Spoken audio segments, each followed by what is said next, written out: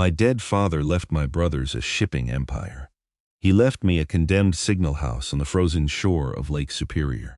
Everyone said it was worthless. Then my retired German Shepherd found a radio with its power cord cut clean through. A green light appeared. My father's voice came from the speaker.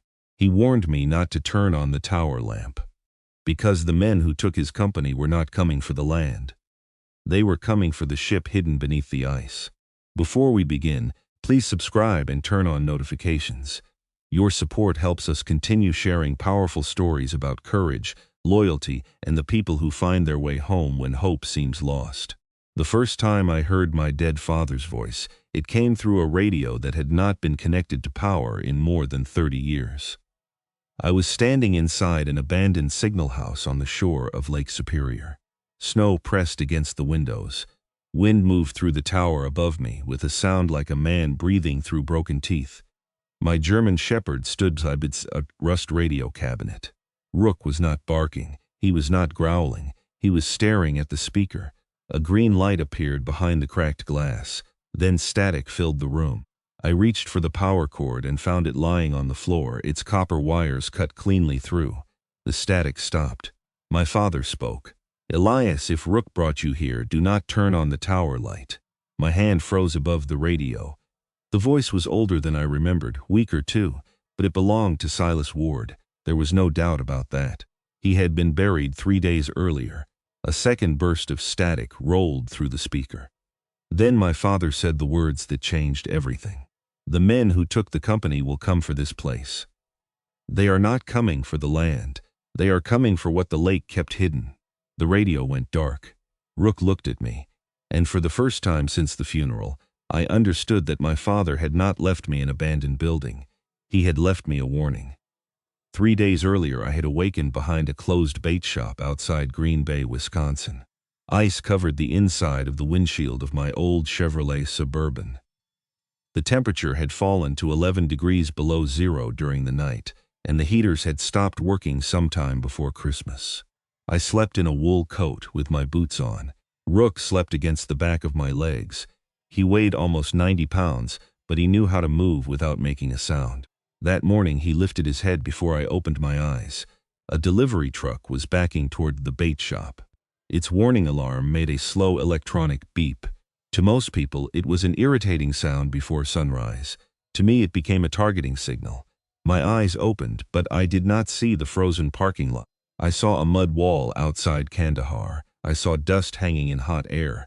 I saw a red light flashing on a damaged communications unit, while someone shouted that we had less than 30 seconds to move.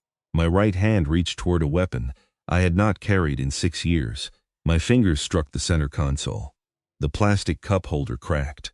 The delivery alarm continued. Beep, beep, beep. My breathing shortened until each breath stopped halfway into my chest. Then Rook placed his nose against the inside of my left wrist. He held it there. That was the signal he had been taught during the last year of our service together. Not by the Navy, by me. When my mind left the present, Rook found the pulse in my wrist and waited for me to find it too. I closed my eyes again, cold vinyl under my hand, dog hair against my coat, the smell of stale coffee, ice on the windshield. Wisconsin. Not Afghanistan. I counted 4 breaths before my hand stopped shaking.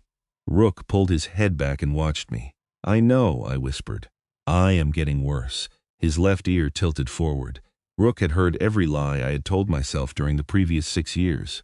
He never argued with them. He simply waited until I was ready to stop pretending. I scraped a small circle through the frost and looked at the funeral notice on the passenger's seat. Silas Benjamin Ward, beloved husband, devoted father, respected founder of Ward Maritime Industries. The notice did not mention me. It listed my younger half-brothers, Grant and Nolan. It listed their wives and 5 children. It listed the church board, the shipping association, and a scholarship fund I had never heard of. At the bottom, beneath the names of 2 honorary pallbearers, it said Silas was survived by his eldest son, Elias. That was all. 3 words placed where a person might mention a distant cousin. I folded the paper and put it in my coat. "We should go," I said. Rook climbed into the passenger seat. The funeral was held in a stone church overlooking the bay. I parked 2 blocks away because the Suburban leaked oil, and because I did not want Grant to see where I had been sleeping. That second reason bothered me more than the first. Rook remained in the vehicle with the windows lowered slightly. The church did not allow animals, and I had stopped carrying the paperwork that explained what he did for me.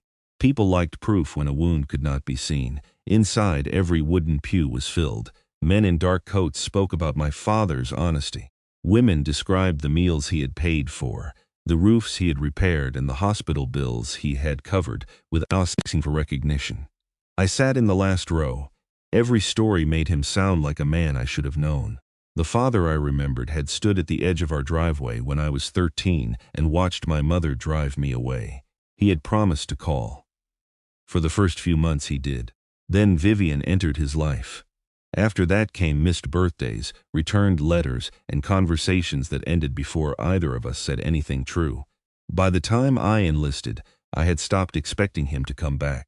By the time I became a United States Navy SEAL, I had stopped needing him. At least that was what I told myself. Grant gave the eulogy. He spoke clearly and never once looked toward the back of the church. My father believed a man should leave the world stronger than he found it. People nodded. Nolan sat beside him, wiping his eyes with a folded handkerchief. I wondered whether grief felt different when a father had chosen to remain in your life. When the service ended, people formed a line near the altar.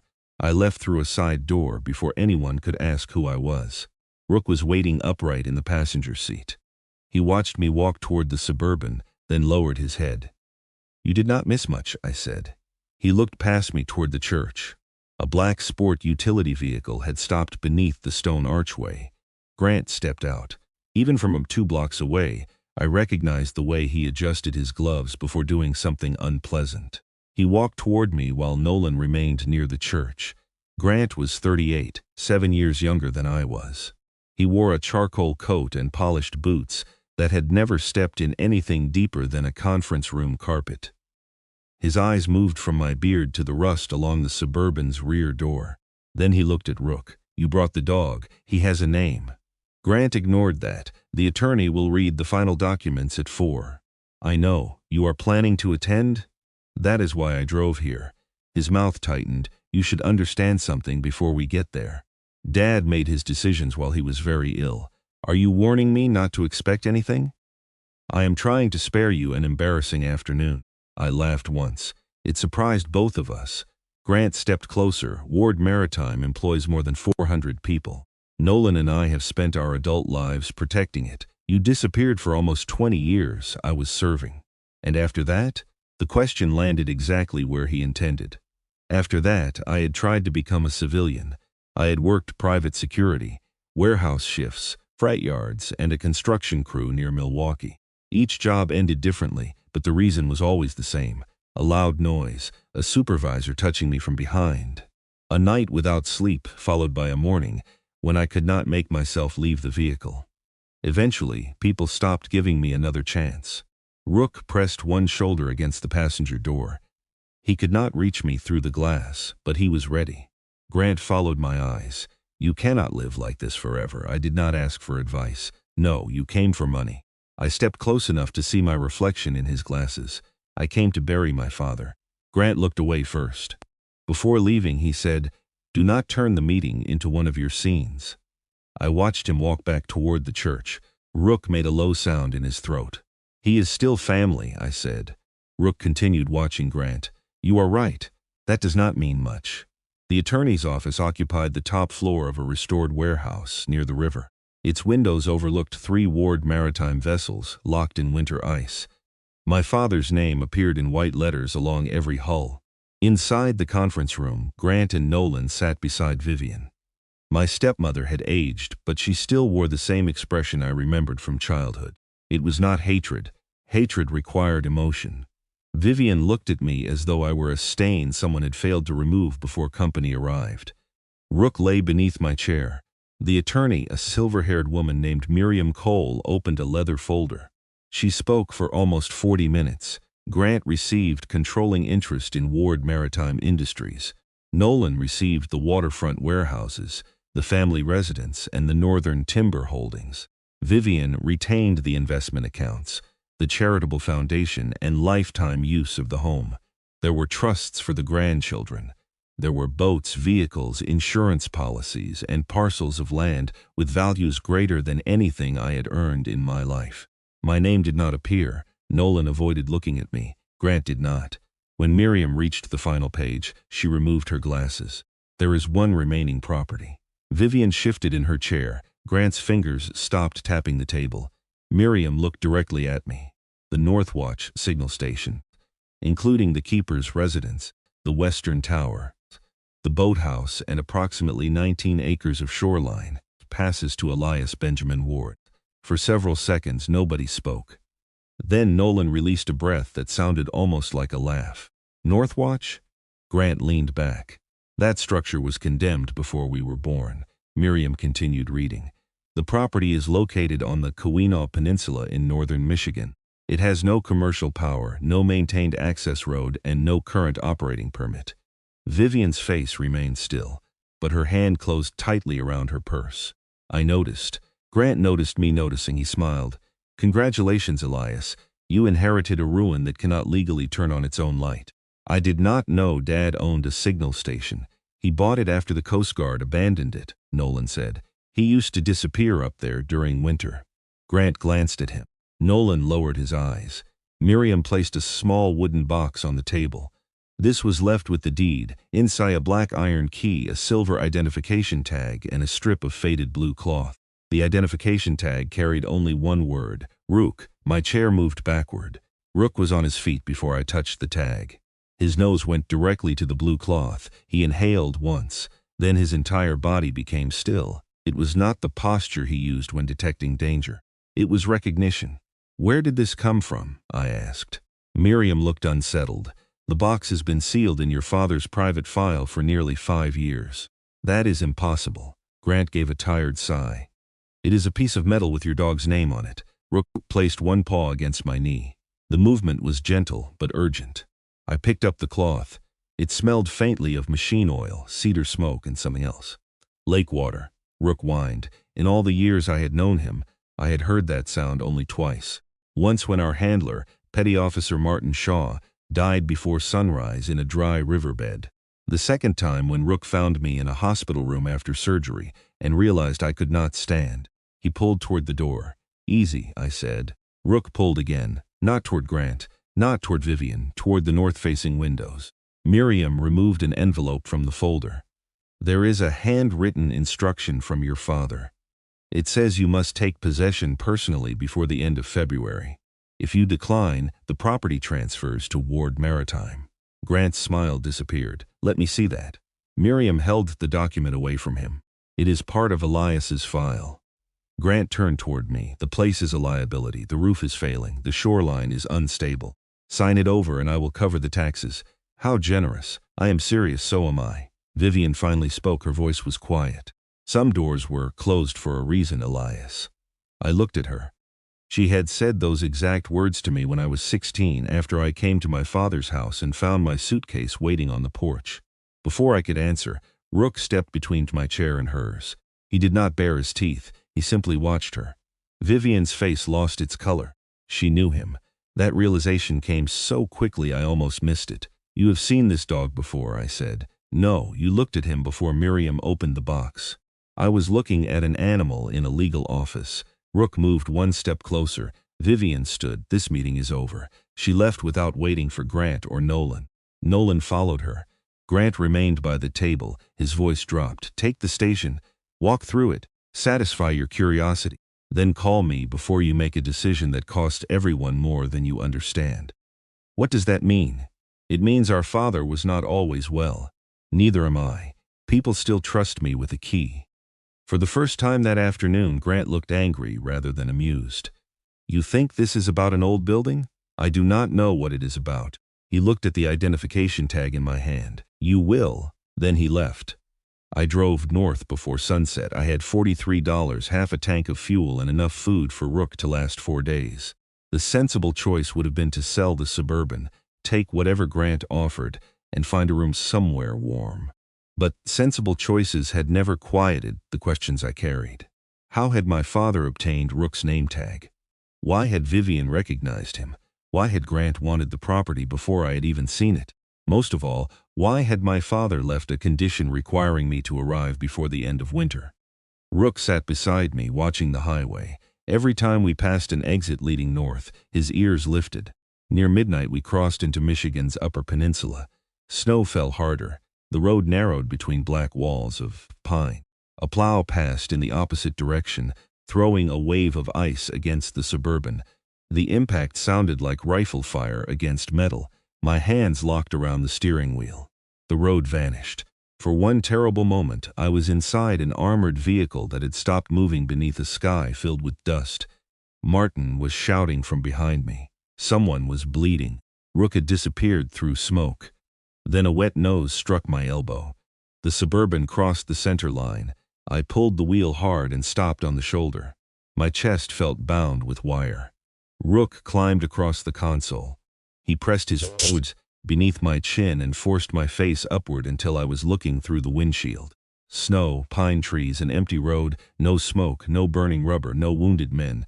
I rested both hands against his neck. "I left you there," I whispered. Rook remained still. That was the memory I never spoke aloud. During our final operation, an explosion separated us inside a collapsing compound. I had been ordered onto the evacuation helicopter with internal bleeding. Rook was still somewhere behind the eastern wall. I had fought the medic until I lost consciousness. For 6 weeks I believed he was dead. Then they told me he had been recovered alive. I did not see him again for almost 9 months. The Navy said he was undergoing treatment and evaluation at a private facility. By the time I was strong enough to take custody of him, the paperwork had been completed by an anonymous sponsor. I had never learned who paid for it. Rook pulled back and watched me. "Did my father have you?" His ears rose. I touched the silver tag. "Did he bring you to Northwatch?" Rook turned toward the dark road. That was the only answer I received. We reached the town of Bellwether shortly after noon. It stood beside Lake Superior, where steep hills descended toward a harbor frozen beneath blue-white ice. The town had one fuel station, one diner, a small clinic, and a brick library with a bell hanging above its door. I stopped at the diner because the Suburban was almost empty and because I needed directions. The moment Rook entered, an elderly woman dropped a coffee cup. It struck the counter without breaking.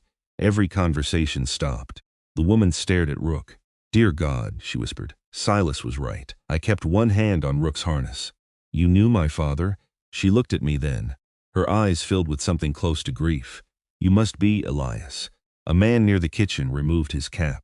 Another man stood from a booth and walked toward Rook. The shepherd remained calm. The stranger knelt and held out a weathered hand. Rook sniffed his fingers, then pressed his head against the man's chest. I had never seen him greet a stranger that way. The man closed his eyes. "I thought I would never see you again, old soldier." I stepped forward. "How do you know my dog?" He looked up at me. "My name is Amos Bell. I maintain the Northwatch Tower with your father." "That does not answer my question." Amos rose slowly. "Rook lived there for 7 months. The diner seemed to tilt beneath me." "When?" 7 winters ago.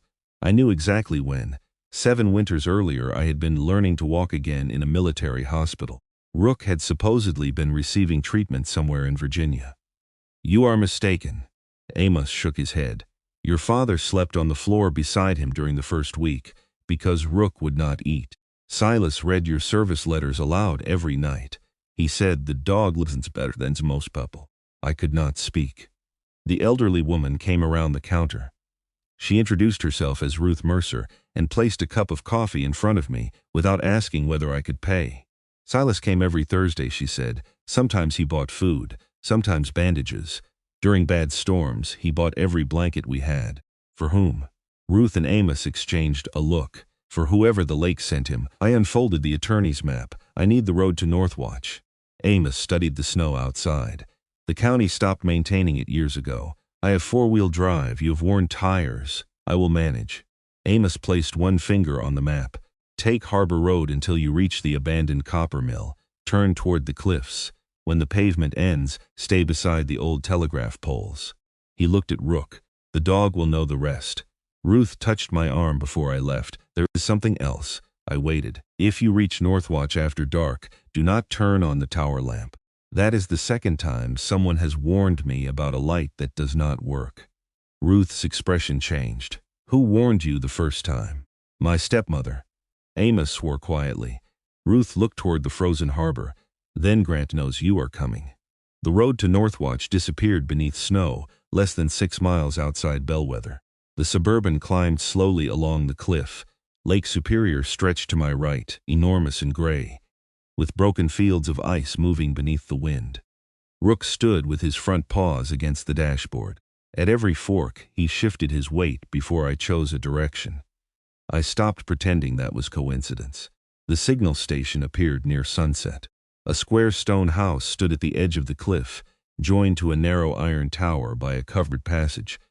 Far below, a boathouse leaned above black water where the ice had broken against the rocks. The place was weathered, but it was not abandoned.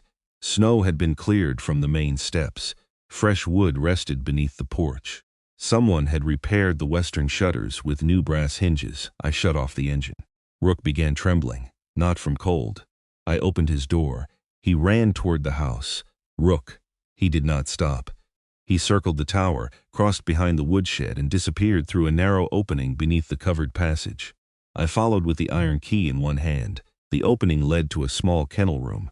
A metal bowl rested against the wall. Rook had been carved into its side. Above it hung a photograph. My father stood beside the Northwatch Tower, with one hand resting on Rook's back. The date written beneath it belonged to the winter I was hospitalized. Behind them, the tower lamp was burning. On the back of the photograph, my father had written one sentence. He kept watch until my son could come home. I sat on the frozen floor. For years I had believed my father had not known whether I survived the operation. He had known. He had cared for the one living creature who understood what I had lost. Rook lowered himself beside me. I touched the scar along his shoulder. You knew him. Rook rested his chin on my knee. Outside, darkness spread across the lake. A bell rang somewhere above us. One slow strike, then another. There was no wind strong enough to move it. I unlocked the main house. The interior smelled of iron, cedar, and old smoke. A cast iron stove stood in the central room. Rescue ropes hung from hooks. Shelves held blankets, canned food, medical supplies, and rows of boots in different sizes. Nothing was covered in dust. On the far wall, 7 brass bells hung beneath wooden labels. Fire, ice, vessel, child, medical, shelter. The 7th label had been removed. Rook walked directly beneath the empty space. He sniffed the wall, then looked toward a narrow staircase. It climbed into the tower. I lit the stove before following him. The steps ended inside a circular watchroom surrounded by windows. The great lamp stood in the center beneath a black canvas cover. A radio cabinet occupied the northern wall. Its electrical cord had been cut. On the desk rested a reel of recording tape. The label carried my name. Before I could touch it, Rook moved toward the radio. A green light appeared behind the cracked glass. Static filled the tower. Then I heard my father's voice. Elias, if Rook brought you here, do not turn on the tower light. I stared at the severed cord. My father continued, the men who took the company will come for this place. They are not coming for the land. They are coming for what the lake kept hidden. A heavy engine sounded outside. Headlights appeared between the trees. Not one vehicle. 2 Rooks stepped between me and the staircase. The radio crackled one final time. My father's voice fell to a whisper. Before you trust anyone, find the missing bell. Then the signal died. Below us, a vehicle door opened. A man called my name from the darkness. It was my brother Grant. Grant called my name a second time. His voice rose through the stairwell and entered the tower room without urgency. That was the first thing that bothered me. A man who had driven through a winter storm to reach an abandoned signal station after dark should have sounded angry, frightened, or exhausted. Grant sounded prepared. Rook stood at the top of the stairs, with his body lowered and his ears forward. I touched the fur between his shoulders. Stay. He did not look at me. Below, the front door opened. I had locked it. The old hinges groaned, followed by the sound of heavy boots crossing the stone floor. Grant had a key. Another man entered behind him. His steps were slower and heavier. I moved beside the tower window and looked down. 2 vehicles stood near the house. Grant's black sport utility vehicle was parked closest to the porch. Behind it sat a white utility truck carrying the faded emblem of Ward Maritime Industries. The second man wore a canvas work coat and a wool cap pulled low over his forehead. I did not recognize him. Rook released a quiet growl. "Elias," Grant called. "I know you are up there." I lifted the canvas cover from the tower lamp just enough to look beneath it. The lamp was larger than I expected. Its thick glass lens surrounded a central chamber of polished brass. Dust covered the outer frame, but the gears beneath it had been recently oiled. Someone had maintained it. Beside the lamp, a narrow metal rod descended through the floor. A cable connected the rod to the mechanism below.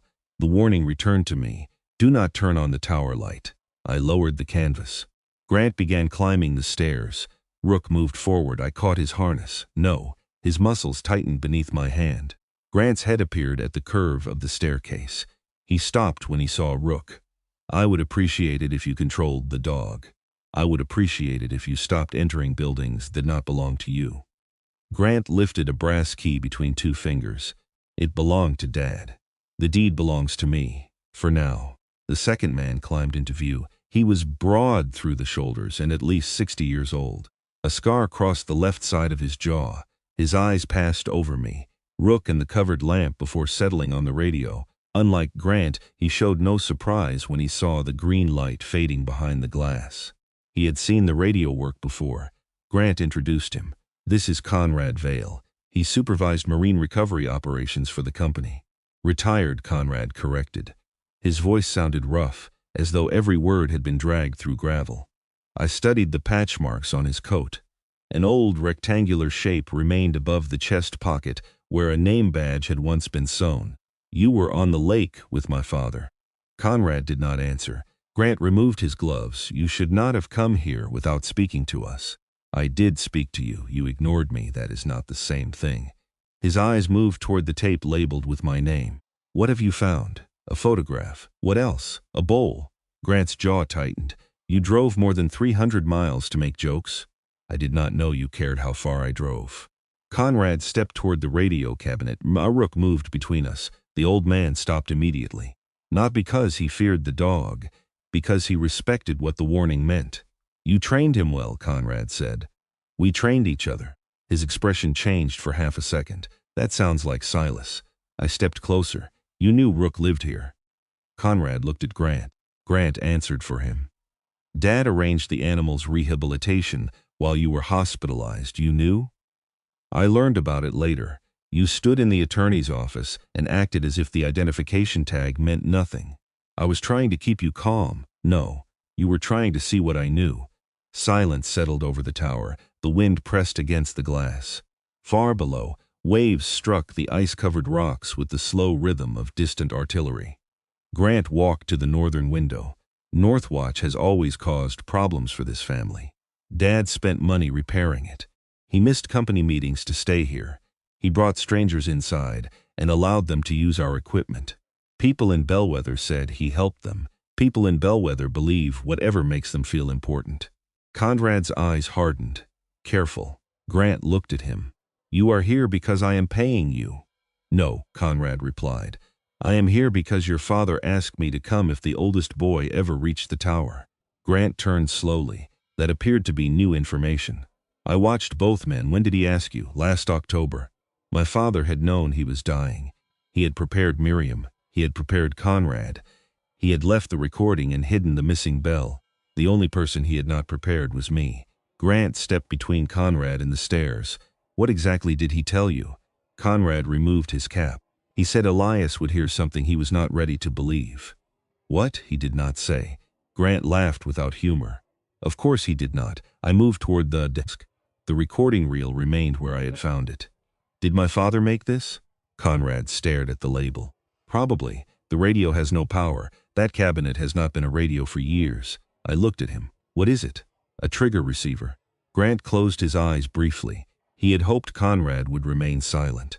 I pulled the cabinet away from the wall. A steel cable ran through a drilled opening in the floor. Beside it, a small battery pack had been fastened beneath the desk. The severed cord had been placed there to create an illusion. The moment Rook entered the kennel room, Something had activated the recording. How did it know we were here? Conrad pointed toward the silver identification tag hanging from my hand. There is a passive transmitter sealed inside. I turned the tag over. It looked old, but one edge had been welded more recently than the others. My father tracked Rook? He built a system that recognized him. Grant stepped forward. That is enough. We came to secure the building before the storm worsens. You came for the tower. We came because the property is unsafe. Then leave. Grant's patience broke. You have been here less than 1 hour. You do not understand the station, the shoreline, or what Dad turned this place into. Then explain it. I cannot. You mean you will not? I mean there are company matters involved. Conrad looked toward the covered lamp. The lake does not care about company matters. Grant spun toward him. You signed an agreement. I signed many things when your father was alive, and they remain binding. Conrad smiled faintly. Only if I am afraid of you. Rook's growl stopped. The silence that followed felt heavier. Grant reached into his coat and placed a document on the desk. This is a structural hazard notice. The western foundation shifted during the autumn storms. The county has not completed an inspection. No one is permitted to remain here overnight. I looked at the signature. The notice been issued that morning. You arranged this before the will was read. I arranged it after Dad died. You expected me to inherit Northwatch. Grant said nothing. I folded the document and put it in my pocket. I am staying. The road may close before midnight. Then you should start driving. He stared at me for a long moment. When we were children, Grant used to challenge me the same way. He would stand in a doorway and wait until I moved aside. Back then, I usually did. I was the visitor in his home. The reminder of the life our father had lived before Vivian and her sons. I did not move now. Grant put his gloves back on. You believe Dad left you this station because he trusted you. I have not decided what I believe. He left it because he felt guilty. That still does not explain why you are afraid of an old light.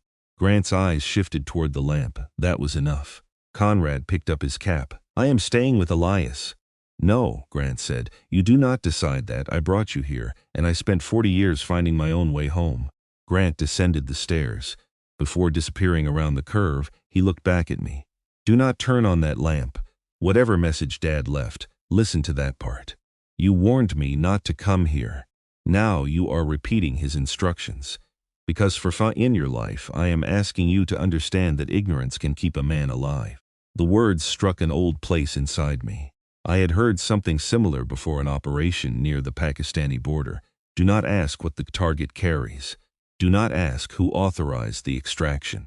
Some knowledge protects the mission. Some ignorance protects the men. Martin Shaw had died before we learned which kind we had been given. Grant continued down. A minute later, his vehicle started. The white utility truck remained outside. Conrad watched the black vehicle disappear among the trees. He will send someone back. Tonight? Grant does not like leaving a question unanswered. Neither do I. Conrad looked toward Rook. That is why Silas chose you. I almost laughed. My father barely spoke to me. He spoke about you, so everyone keeps in safe.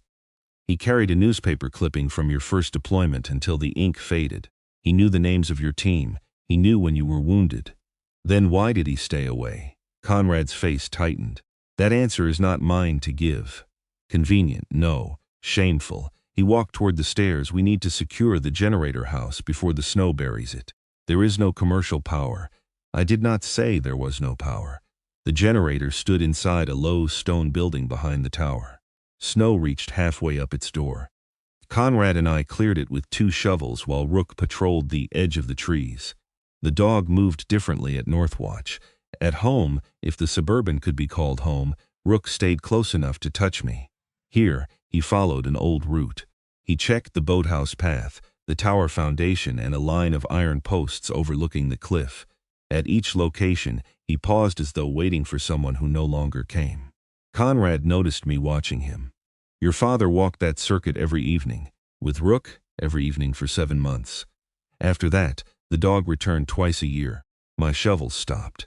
Returned from where? From you. That is impossible. Did Rook ever disappear? I remembered the nights.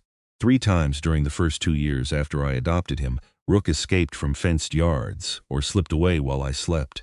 Each time he returned days later. exhausted and smelling of pine smoke. I had blamed myself. I had assumed I was becoming too unstable to care for him. He came here?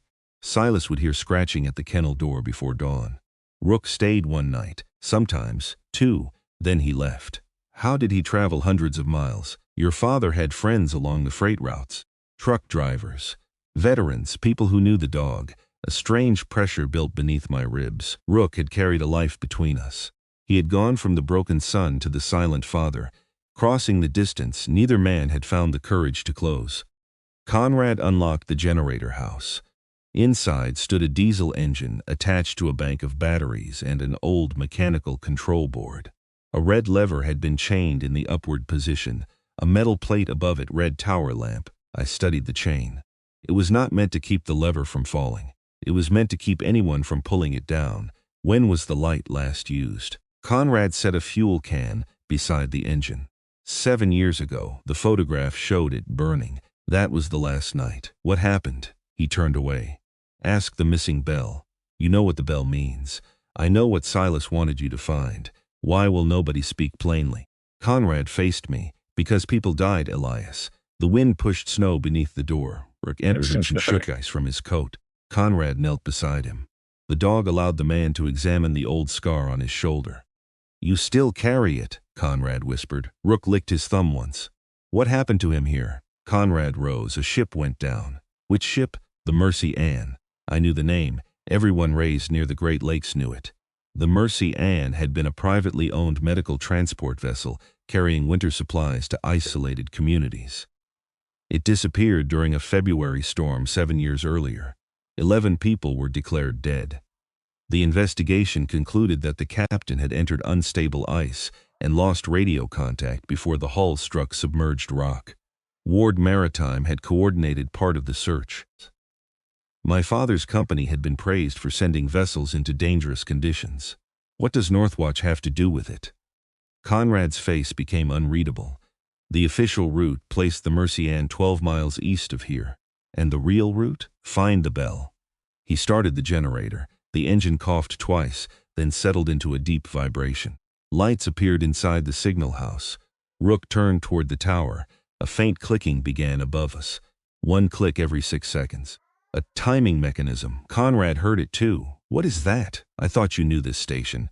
I know the old system. We returned to the tower. The radio cabinet had opened by itself. A narrow drawer extended beneath the speaker. Inside rested a brass token marked with the image of a bell. On the back, my father had engraved 4 words, "Where the watcher fell silent." Conrad read the message over my shoulder. The Western Post. Rook was already moving. We followed him outside. Night had swallowed the lake. Our flashlights reached only a few yards through the blowing snow. Rook led us toward the cliff, following the line of iron posts I had seen earlier. 6 posts still carried small signal bells. The 7th stood empty. The final post leaned toward the water, where the watcher fell silent. I searched the frozen ground. Nothing. Conrad pointed toward the edge. The cliff collapsed during the same storm that took the Mercy Ann. Rook lowered his nose and moved along the rock. He stopped beside a narrow gap partly hidden by snow. The opening of stone. I shined my light inside. A rusted ladder disappeared into darkness. Conrad grabbed my arm. That tunnel is not stable. You knew it was here. It was used by signal keepers to reach the lower platform. Silas sealed it after the collapse. It is not sealed now. Fresh scratches marked the rock. Someone had opened it recently.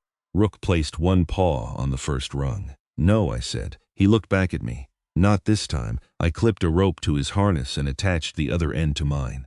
Conrad tested the anchor post. You always ignore warnings? Only vague ones. The ladder descended nearly 40 feet. At the bottom, the tunnel opened into a stone passage running beneath the signal house. Water dripped from the ceiling. The air smelled of wet iron and diesel fuel. Rook pulled toward the lake. We passed storage rooms filled with rotten rope, broken lanterns, and wooden rescue sleds. At the end of the passage stood a steel door. The missing brass bell had been mounted above it. It was smaller than the others. No label appeared beneath it. A rope hung from the clapper. Rook sat in front of the door. Con stopped several feet behind me. That bell was not here before. Then my father moved it. I pulled the rope. The bell produced a low, mournful tone. Something unlocked inside the wall. The steel door opened less than an inch. Cold air rushed through the gap. Rook whined. I pulled harder. The hinges resisted before releasing with a scream of rusted metal.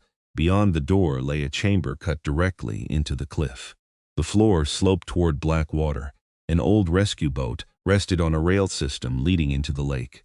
Its hull had been repaired in several places. A single name was painted along its side. Mercy Conrad removed his cap. Silas accepted it. This came from the wreck. Part of it. The boat had been rebuilt using sections from another vessel. I ran my light across the hull. Near the stern, beneath layers of gray paint, I saw the remains of blue lettering. Mercy Ann. Official records said the vessel had never been recovered. A metal case rested inside the boat. Its lid was secured by 2 latches and a numbered evidence seal. The seal carried the Ward Maritime emblem. Conrad backed away. I did not know this was here. You expect me to believe that? I helped Silas recover wreckage. He told me everything had been transferred to federal investigators. Rook climbed into the boat. He sniffed the case, then pawed once at the stern bench. I opened the compartment beneath it. Inside lay a red flotation jacket. The fabric had darkened with age.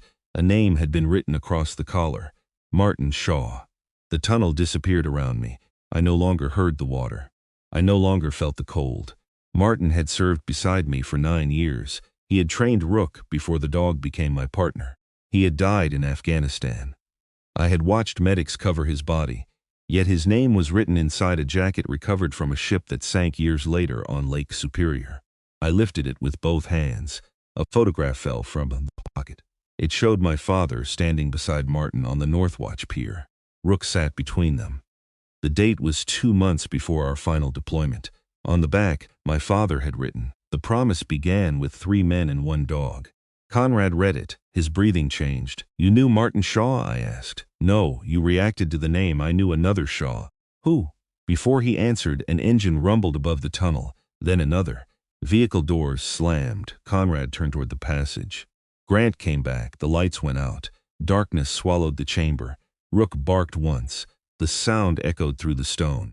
I lowered myself beside him. Quiet. Footsteps crossed the ground above us. More than 2 people. Metallic impact struck the outer hatch. Someone had found the tunnel entrance. Conrad whispered, "There is another way out." "Where?" He pointed toward the black water. "The rescue rail reaches a cove on the western side. The lake is freezing. The channel beneath the cliff stays open." Another impact shook dust from the ceiling. The steel door behind us began closing. I grabbed its edge. The mechanism pulled with enough force to drag my boots across the floor. Conrad pushed beside me. Someone activated the emergency lock. "Can we stop it?" "Not from here." Rook jumped from the boat and drove his shoulder into the narrowing gap. "Rook, back." He ignored me. The old scar along his shoulder pressed steel. I released the door long enough to pull him away. It slammed shut. The sound rolled through the chamber like a burial vault closing. We were trapped. Above us, the missing bell rang. Once, twice, 3 times. Conrad looked toward the boat.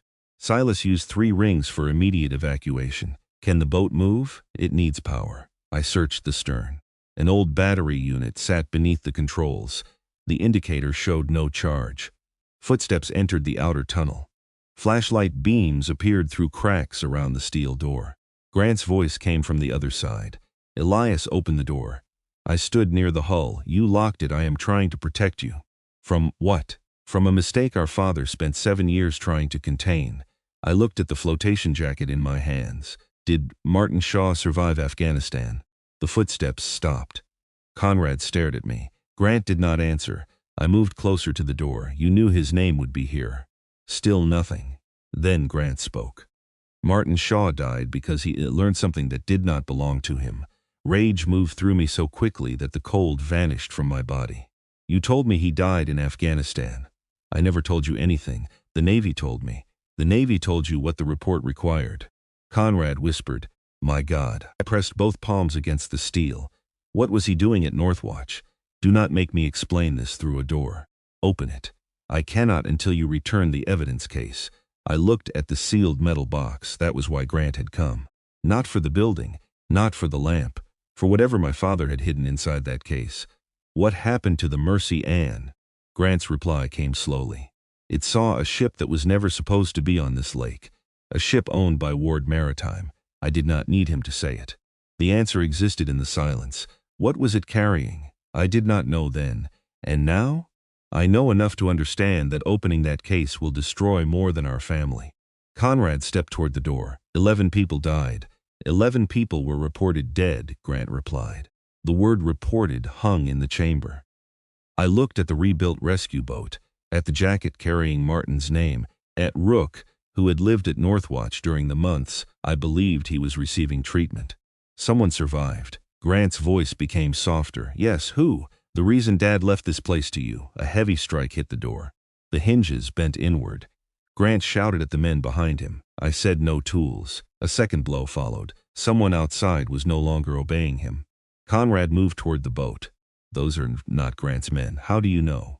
Ward Maritime crews do not carry breaching hammers. A sharp burst cracked through the door.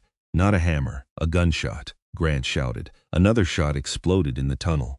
Someone fell against the steel. Rook lunged forward, barking with a violence I had not heard since our last deployment. Conrad grabbed the evidence case and threw it into the boat. We leave now. There is no power. The rail slopes toward the water. He released a brake lever. The boat rolled backwards 6 inches. The steel door shook under another impact. A bullet pierced the upper panel and struck the stone behind us. I pushed Rook into the boat. Conrad climbed beside him. I released the second brake. The rescue boat began rolling down the rails. Slowly at first, then faster. The tunnel narrowed around us. Wind rushed from the lake. Behind us, the steel door collapsed inward. 3 men entered with flashlights mounted beneath their weapons. Grant lay against the tunnel wall. Blood covered one side of his coat. He lifted his head and saw the boat moving. "Elias," he shouted. One of the armed men raised his weapon toward us. Rook leaped from the boat. Rook, the dog struck the man before he fired. Both disappeared into the darkness beside the rail. I jumped after them. The boat continued sliding toward the black water with Conrad and the evidence case aboard. A second man swung his weapon toward me. I drove my shoulder into his chest. We struck the stone floor. My body remembered what my mind had spent years trying to forget: control the wrist, break the angle, remove the weapon. The man fought without speaking. He was trained. Not a frightened criminal. Not a local hired for intimidation. He knew how to move in confined space. I trapped his arm and drove his face against the rail. The weapon fell. A third man moved behind me. Grant caught his leg. The attacker kicked him across the head. That half-second saved my life. I reached the fallen weapon and aimed. Stop. The man did not stop. I fired once into the tunnel ceiling. Stone fragments rained between us. He changed direction and disappeared through the broken door. The first attacker crawled away from Rook, leaving blood across the floor. Rook stood over him. Leave him. The dog backed toward me. The rescue boat struck the water below. Conrad shouted from the darkness. I pulled Grant upright. His coat was torn near the shoulder. The bullet had passed through flesh without striking bone. You can walk? I think so. Who are they? Grant looked toward the broken doorway. Men our father spent 7 years hiding from. A low mechanical hum began above us. The tower lamp. Someone had activated it. Light entered the tunnel through narrow ventilation shafts.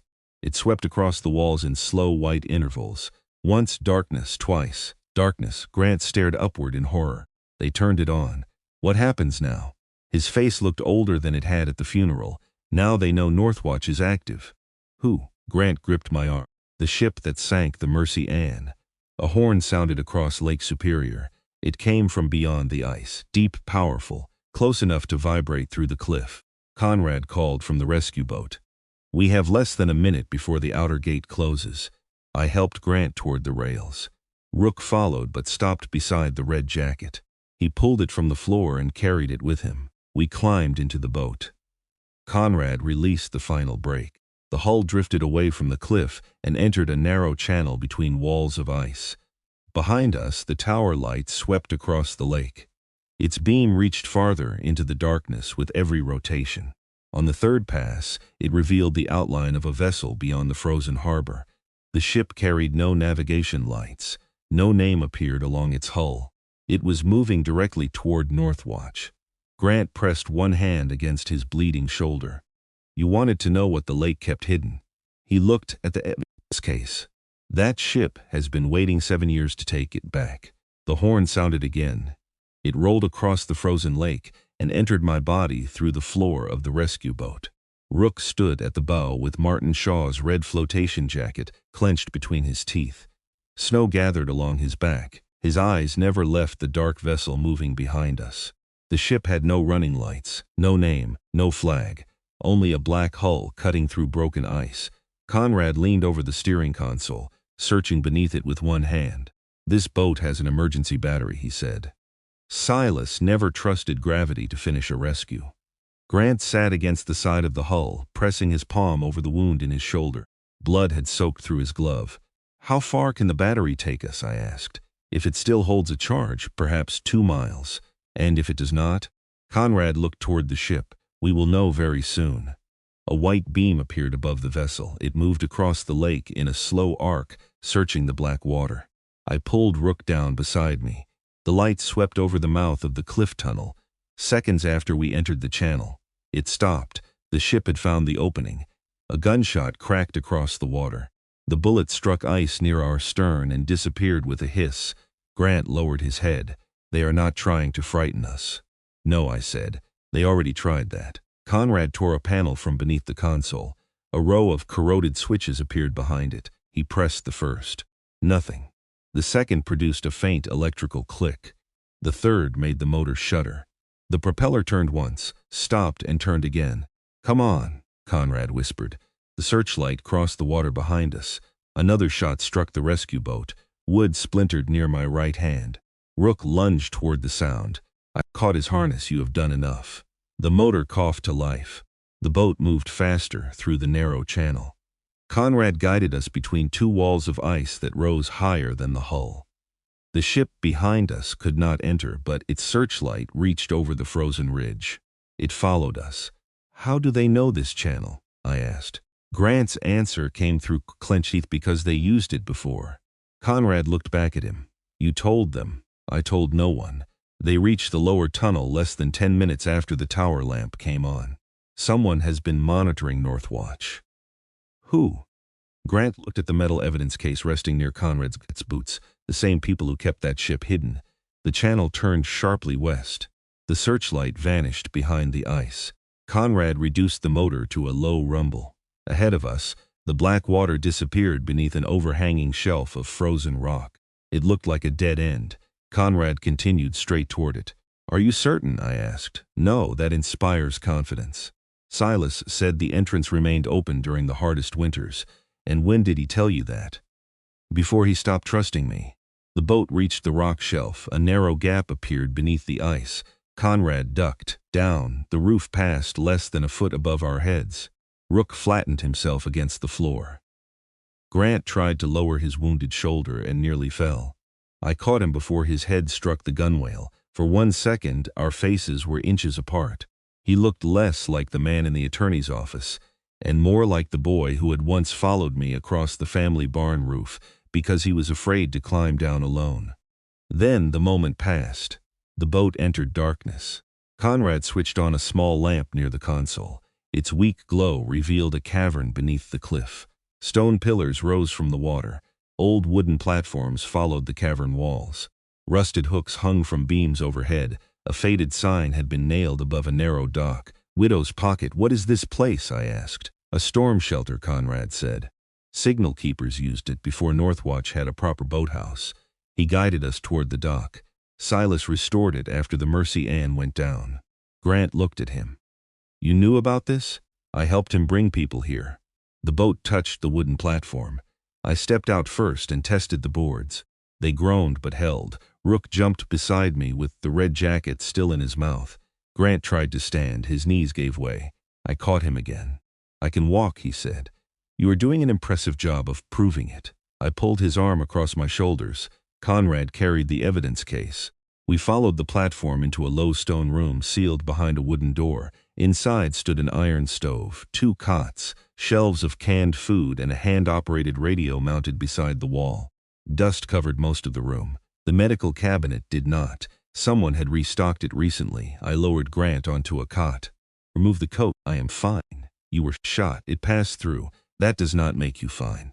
He hesitated before allowing me to cut the sleeve. The wound entered above the upper arm and exited near the back of his shoulder. The bullet had missed the joint, but blood continued to flow. My hands knew what to do. Gloves, gauze, pressure, check circulation, wrap the wound without restricting the arm. I had performed the same sequence in aircraft, alleys and rooms where the walls shook with gunfire. The moment my fingers touched Grant's blood, Widow's pocket disappeared. Hot wind moved across my face. A man screamed for a medic. Martin lay beneath me with his uniform torn open and blood spreading across the sand. I pressed both hands against his chest. He looked directly into my eyes. "Not yet, brother."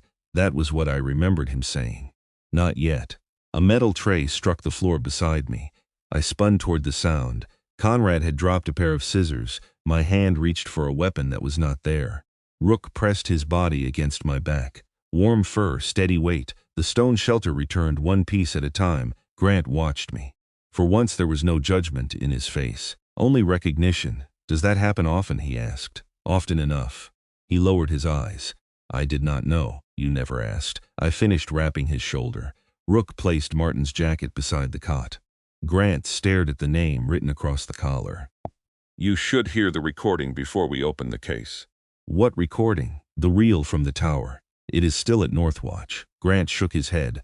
"The case contains another copy." Conrad placed the metal box on the table. "You knew what Silas hid inside. I knew part of it." "Open it," I said. Grant looked toward the cavern entrance. "The men on that ship will search every outlet from the channel, then speak quickly." He reached into his coat and removed a small key attached to a chain around his neck.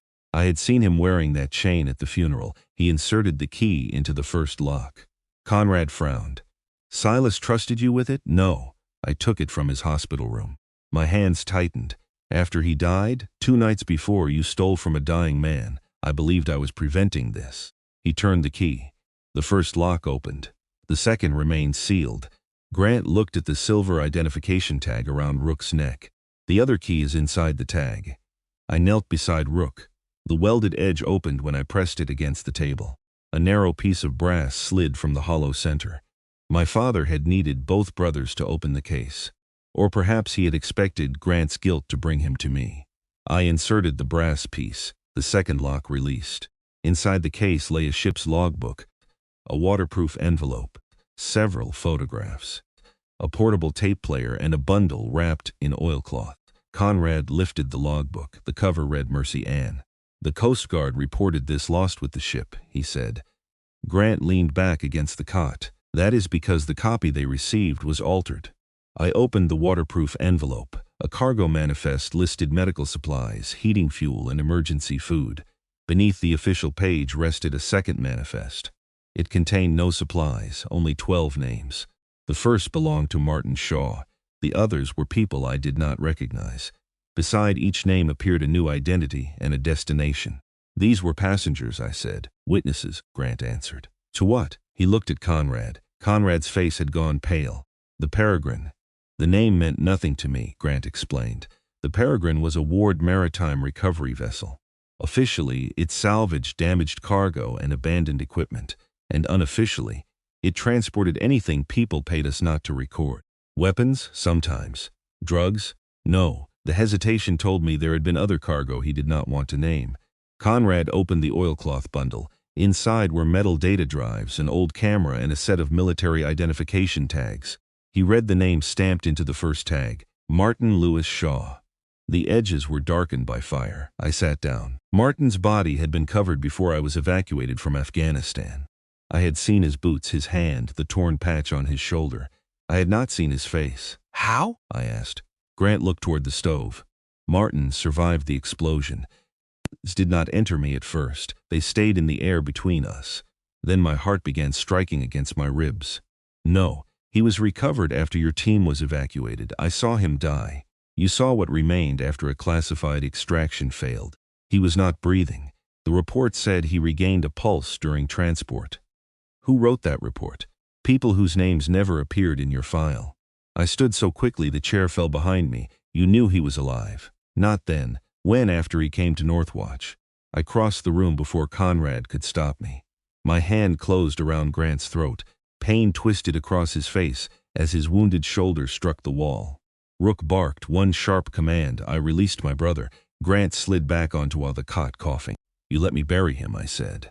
"I did not know you. You knew who I was. I knew your name. I knew you were Silas's son. I did not know what Martin meant to you. You could have called and said, what? That a dead Navy commando was hiding at our father's lighthouse with evidence tying our company to an illegal military recovery operation." "Yes," Grant laughed bitterly. "That is what you imagine people do when frightened. They become brave. Most do not." I picked up the tape player. A cassette already rested inside. Across the label my father had written, "For Elias play, only after the case is open." I pressed the button. The machine clicked. For several seconds we heard only breathing. Then Martin spoke. "Eli, I do not know whether this will ever reach you." My legs weakened. The voice was unmistakable, older, tired, but Martin. I lowered myself into the chair. Rook came beside me and rested his head beneath my hand. Martin continued, "You saw me go down outside Kandahar.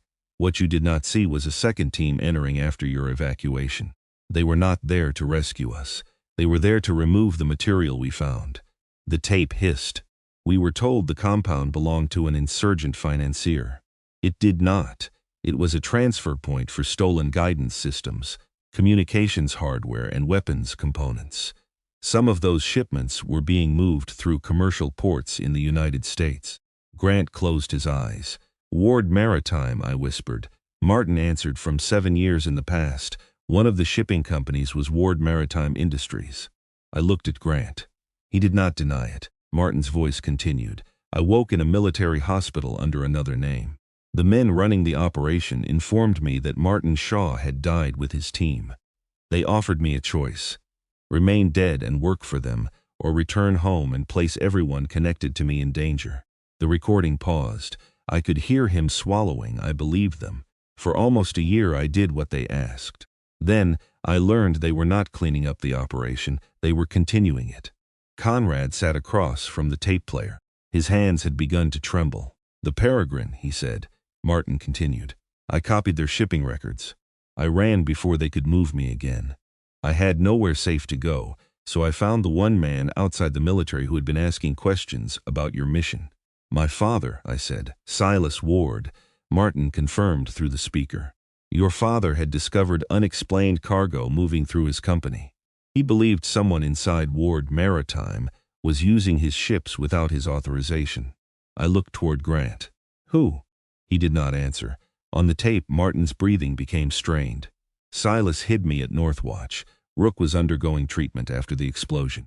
Your father brought him here because he believed the dog would recover faster away from a military kennel." Rook raised his head at the sound of his name. Martin laughed softly.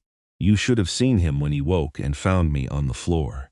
He knocked me backward, climbed onto my chest, and refused to move for almost an hour. My eyes burned. I could see it. Martin's hands in Rook's fur. My father standing near the doorway, watching two wounded soldiers recognize each other. You should also know, Martin said, your father spoke about you every day. Not like a man who had forgotten his son. Like a man who had been ordered to stay away from him. I stopped the tape. The room became silent. What does that mean? I asked. Grant looked toward the floor. Play the rest. I did. Martin's voice returned. Silas told me that after you enlisted, someone sent him photographs of you entering training. Later, they sent photographs of your mother's house. The message said any attempt to contact you would place both of you under observation.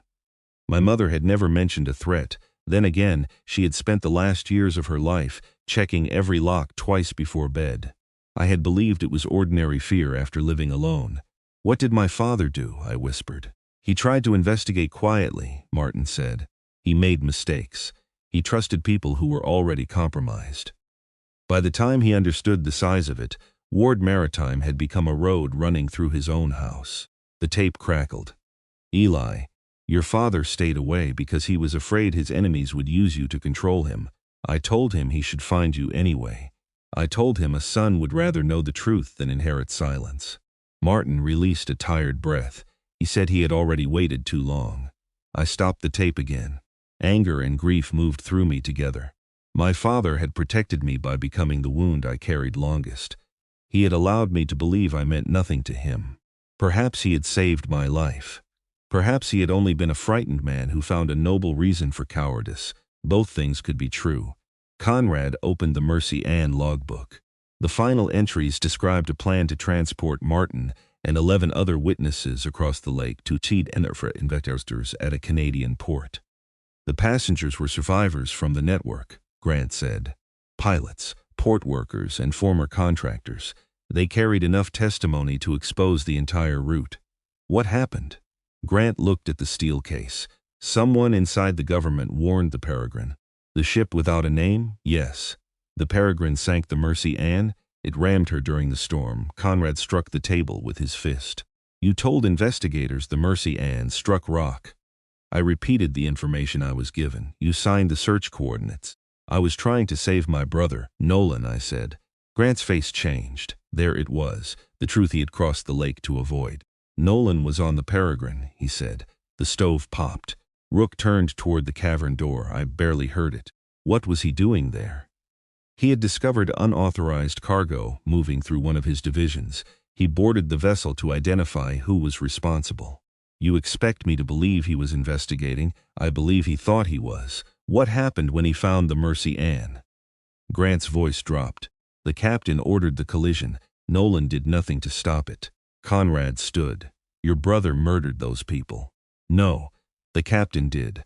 A man who watches a murder while holding authority over the ship does not become innocent because someone else touched the wheel. Grant looked at me. Nolan was 30 years old. He was terrified.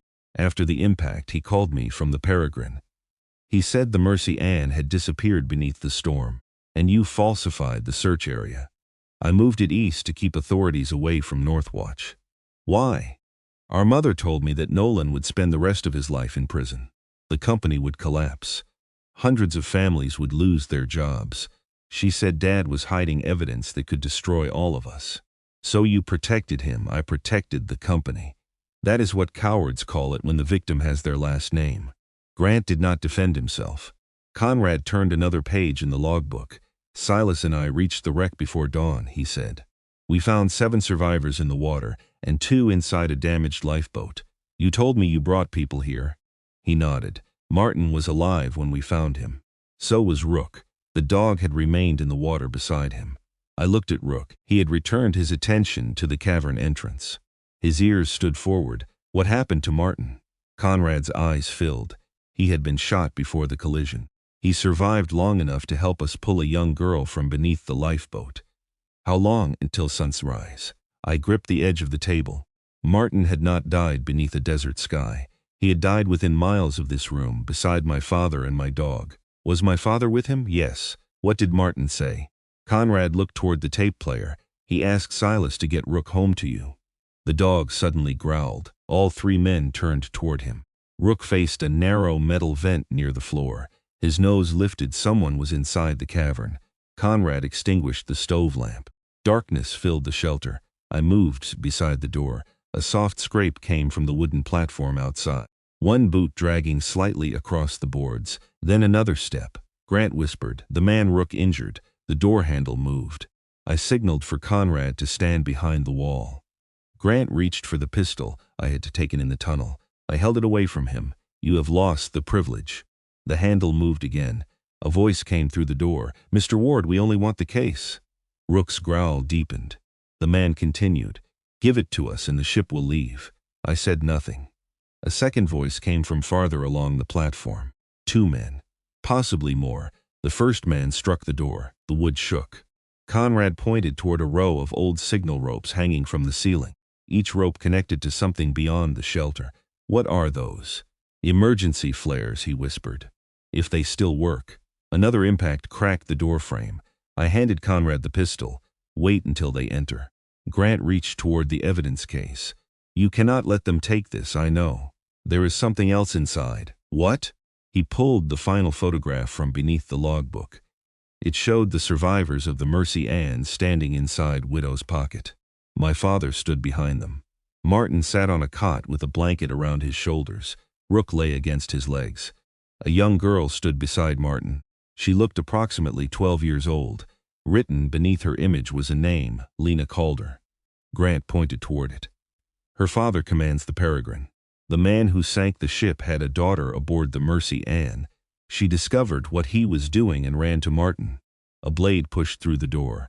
The wood split near the lock. Grant folded the photograph and placed it inside my coat.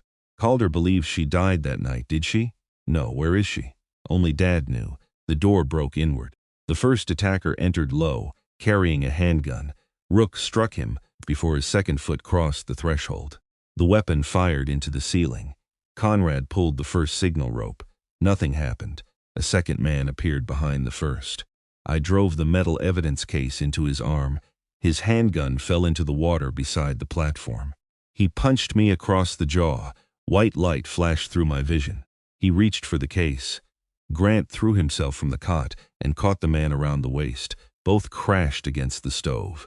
Grant cried out as his wounded shoulder struck iron. The first attacker rolled away from Rook and raised his weapon toward the dog. Conrad fired. The bullet struck the platform beside the man's hand. He flinched. Rook closed his jaws around the attacker's sleeve and dragged him backward. "Second rope," Conrad shouted. I pulled it. A flare ignited beyond the stone wall. Red light exploded across the cavern. The attacker facing Grant turned toward it. I struck him beneath the chin and drove him through the broken doorway. He fell onto the dock. The first man tore free from his coat and ran toward the waiting boat. Rook started after him. "Stay." This time he obeyed. The escaped attacker reached the end of the platform. A spotlight entered the cavern from the outer passage. The Peregrine's smaller launch had found Widow's Pocket. 3 more armed men stood inside it. Conrad pulled the third rope. An old steel gate dropped from the cavern ceiling. The fleeing attacker dived beneath it. The gate struck the platform inches behind his boots, sealing the shelter from the water entrance. Gunfire hammered the bars. The launch remained trapped on the opposite side. For the moment we were safe. Grant lay beside the stove, holding his shoulder. Blood had begun spreading through the new bandage. I knelt beside him. "You saved the case," he grimaced. "I was trying to save myself. You moved toward the man." I became confused. Despite everything, I almost smiled. Rook approached him. Grant stiffened. The German shepherd lowered his nose to Grant's injured shoulder, then licked the back of his hand. Grant looked at me. "Does that mean he trusts me?" "No, it means you are bleeding." The hand-operated radio crackled. We all became still. Conrad crossed the room and turned the tuning wheel. A voice broke through the static. "Northwatch Emergency Channel, respond." Grant's face lost its color. The voice belonged to Nolan. Conrad lifted the transmitter. "Nolan, where are you?" Static swallowed several words. Then Nolan returned. "On the Peregrine." Grant struggled upright. "What are you doing on that ship?" "They took me from the company residence before dawn. You told me you were in Chicago." I lied. A burst of interference cut through the signal. Then Nolan shouted, "Do not bring them the case." A man spoke in the background. Nolan's breathing became sharp. I took the transmitter. "Nolan, this is Elias." Silence followed. When he answered, his voice sounded smaller than I remembered. "I am sorry." "For which part?" "All of it." The radio crackled again. "Listen to me. Calder knows Lena survived. He believes Dad left her location inside the evidence case." I looked toward the photograph hidden inside my coat. "Did he?" "I do not know." A heavy door opened near Nolan. Someone ordered him away from the radio. Nolan spoke quickly. "Elias, the Peregrine did not come back only for the evidence. There is another ship beneath the ice." "What ship?" "The one the Mercy Ann was trying to warn everyone about." The transmission dissolved. I struck the tuning wheel. "Nolan." Only static answered. Then another voice entered the channel. Calm, male, older. Elias Ward. Rook moved beside me. The stranger continued, "My name is Captain Rafe Calder. You have something that belongs to me." "The evidence?" "My daughter." I touched the photograph inside my coat. Calder's voice softened. "Silas Ward stole 7 years from me. Bring the case to the Peregrine before sunrise, and I will return your brothers alive." "What happens if I refuse?" A pause followed. Then we heard Nolan cry out. Calder returned to the radio. "If you refuse, Northwatch will not be the only grave your father left beneath this lake." The signal ended. Conrad looked toward the sealed cavern gate. Grant held his wounded shoulder and stared at the dead radio. I opened the photograph. Lena Calder stood between Martin and my father, wrapped in a blanket and looking directly at the camera. On the back, beneath a smear of dried blood, Martin had written a message. "Eli, when the time comes, trust the girl. She knows where the second ship went down." Beneath the sentence was an address. It belonged to a nursing home less than 20 miles from Bellwether. Rook sniffed the photograph. Then he turned toward a narrow staircase at the back of Widow's Pocket, a staircase none of us had noticed before. Conrad raised his lamp. The steps climbed through the rock toward the forest above. Grant looked at the gate where armed men continued searching for a way inside. "We have until sunrise." I placed Martin's identification tags around my neck. Then I lifted the evidence case. "No," I said. "They have until sunrise." Rook started up the hidden staircase. This time I followed him without hesitation. The hidden staircase climbed through the cliff in a series of narrow turns. Rook led us upward. The evidence case struck my leg with every step. Martin's identification tags rested against my chest, cold beneath my shirt. Behind us, gunfire continued to hammer the steel gate inside Widow's Pocket. The sound grew weaker as we climbed, but I could still feel each impact through the stone. Grant followed several steps behind me. His breathing had become uneven. Blood darkened the bandage around his shoulder again. Conrad came last with the pistol in one hand and a lamp in the other. "How far does this go?" Grant asked. Conrad looked toward the tunnel ceiling. "Silas never showed me this passage. That has become a very common sentence tonight." The staircase ended beneath a wooden hatch. Rook pressed his nose against it and waited. I listened. Wind moved through branches above us. No engines, no footsteps. I pushed the hatch open. Snow collapsed into the tunnel. Rook climbed through first. We emerged inside a stand of cedar trees nearly half a mile west of Northwatch. The tower lights swept above the forest in slow circles. Each pass turned the snow white, then left us in darkness again. Beyond the trees, the Peregrine sat near the shore. Its black hull looked less like a ship than a piece of the night that had learned to move. A launch remained near the cliff. Men crossed the deck, carrying rifles and cutting equipment. Conrad pulled the hatch closed and covered it with branches. "They will find the staircase eventually." "We will not be here when they do," I said. Grant leaned against a tree. His face had lost color. "You need a hospital. We all need several things we are not going to receive." I took his uninjured arm. "Can you reach the truck? The white utility truck. It is still near Northwatch." Grant shook his head. "They will have men watching the road." Conrad pointed west. "There is an old service trail behind the ridge. It reaches the highway near Bellwether." "How far?" "Almost 3 miles. Grant looked at the snow, then at his shoulder. "I can do 3 miles. Rook began moving before anyone answered. We followed him through the forest. The storm had weakened, but the temperature continued falling. Ice formed along Grant's eyelashes. His steps became shorter. Twice he stumbled. The second time I caught him beneath the arm. He pushed me away. I said, "I can walk." "You also said you were fine after being shot. I do not enjoy owing you. Then stay alive long enough to repay me." Grant studied my face. What would repayment look like? The truth. His expression closed again. I understood. Grant would bleed in the snow before surrendering every secret at once. Men like him did not confess because conscience demanded it. They confessed when silence became more dangerous than honesty. Rook stopped near the top of the ridge. He looked back at us, then toward the lake. The Northwatch tower lamp swept across the ice. For a few seconds, the beam passed beyond the Peregrine and reached farther east.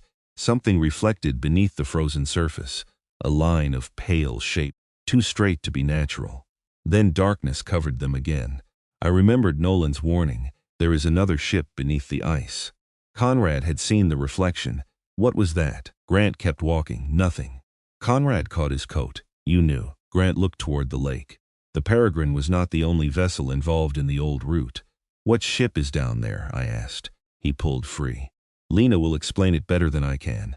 Then you know she is alive." I knew Dad placed a girl somewhere near Bellwether. I did not know her name until tonight. That is another careful answer. It is the only one you are getting while we stand where Calder's men can see us. A beam moved across the trees below. We dropped into the snow. The light passed over the ridge. Rook pressed flat beside me, silent. Two men walked along the lower trail, their voices traveled through the cold air. One track heads west. Calder said Ward has the case. Which Ward? All of them, apparently. They continued toward the service path. Conrad waited until their lights disappeared. They will reach the highway before us. Then we leave the trail. I looked down the northern slope. It descended sharply toward a frozen creek. Grant followed my eyes. You expect me to climb down that? No, I expect you to fall carefully. Rook chose the route. The snow reached his chest in places, but he moved steadily through the trees. We descended using roots and low branches for support. Halfway down, Grant's boots slipped. He struck the slope and began sliding. I caught the back of his coat, but his weight pulled me after him. We traveled nearly 20 feet before Conrad wrapped both arms around a cedar trunk and caught my sleeve. For several seconds, the three of us hung up the slope like links in a broken chain. Grant looked up at me. You can release me, I know. You are not going to know. Why? I tightened my grip. Because Martin did not die, so I could become you. Conrad pulled us toward the tree. Grant climbed without speaking again. At the bottom of the slope, the creek formed a narrow road of ice leading west. The surface cracked beneath our boots, but the water below was shallow. Rook moved ahead with his nose raised. 20 minutes later, he stopped. Headlights approached through the trees. We left the creek and took cover behind a fallen log. An old pickup truck appeared on a road beyond the bank. It stopped. The driver switched the headlights off. A door opened. Amos Bell stepped into the snow carrying a hunting rifle.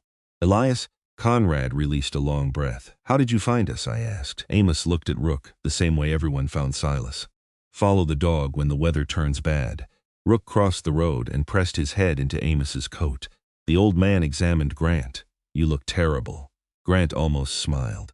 You always had a gift for comfort. Amos opened the rear door. Get inside before Calder's people close the road. You know Calder is here, I asked. Everyone in Bellwether knows. A ship without lights does not enter a harbor unnoticed. We climbed into the truck. Rook remained between Grant and me on the back seat. Conrad sat in front with Amos. The heater blew air that smelled of dust and old tobacco. It felt like summer. Amos drove without headlights for the first mile. Ruth contacted the sheriff, he said. The sheriff contacted the Coast Guard. Someone above both of them ordered everyone to stay away from Northwatch. The network still has influence, Grant said. Amos looked at him through the mirror. And you helped give it influence. Grant did not reply. Where is the nursing home? I asked. Bellwether Point. It used to be a convent. Ruth works there 3 nights a week. Ruth knows Lena? Amos kept his eyes on the road. Ruth knows everyone who came through Northwatch. You all protected her. We protected a frightened child who watched a ship murder innocent people. For 7 years? For as long as necessary. Grant shifted beside me. What name does she use? Amos glanced at him. That depends on whether she decides to trust you. The nursing home stood on a wooded hill above Bellwether. It was a long brick building with a small chapel at one end. Snow covered the circular driveway. No exterior lights were burning. Amos stopped near a service entrance. Ruth opened the door before we knocked. She wore dark blue medical scrubs beneath a heavy coat.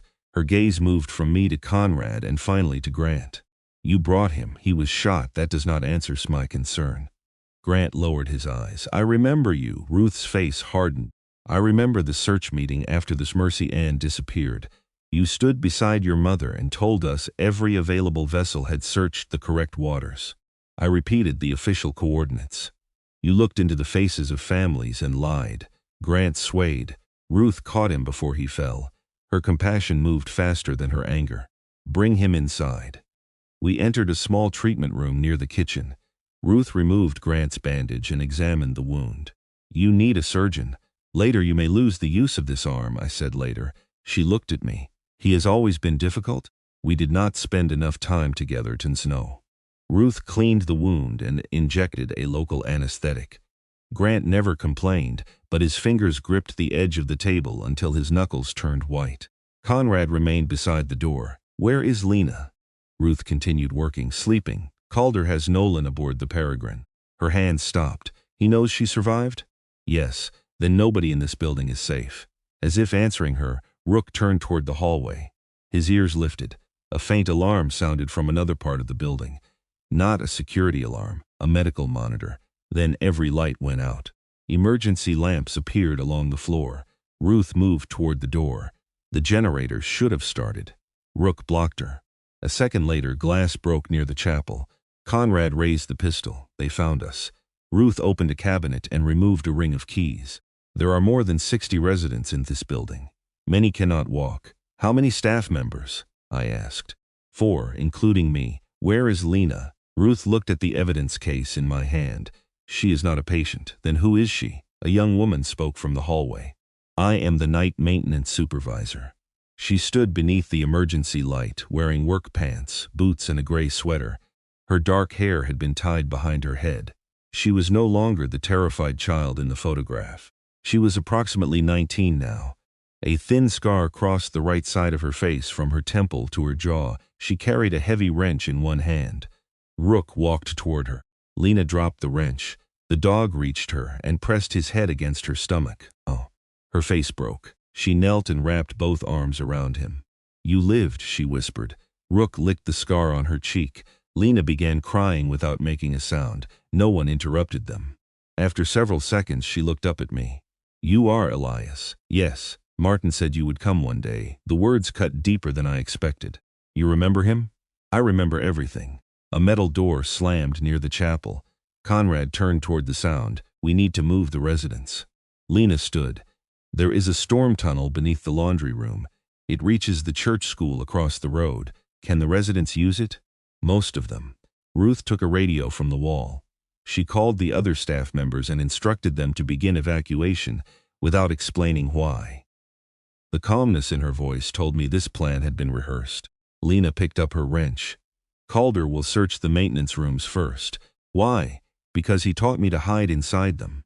The sentence carried no affection, only memory. We moved into the hall. Emergency lamps cast low shadows across the floor.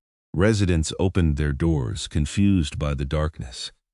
Ruth moved among them with the practiced authority of someone who knew how to make fear sound temporary. We are changing buildings for the night. Bring your coats. Leave everything else. An elderly man in a wheelchair looked at Rook. Is the dog coming? Rook walked beside him. The man smiled. Then I suppose the rest of us should. Conrad and Amos helped staff members guide residents toward the laundry room. Grant remained in the treatment room with his arms secured against his chest. I placed the evidence case beneath the medical table. He watched me. You are leaving that here? I am leaving you here. You think I will protect it? I think you will protect yourself. The case happens to be beside you. His mouth tightened. You still believe I am the enemy. I believe you spent years helping the enemy because facing your mother frightened you. Grant looked toward the dark hallway. You do not understand, Vivian. Then make me understand. He hesitated.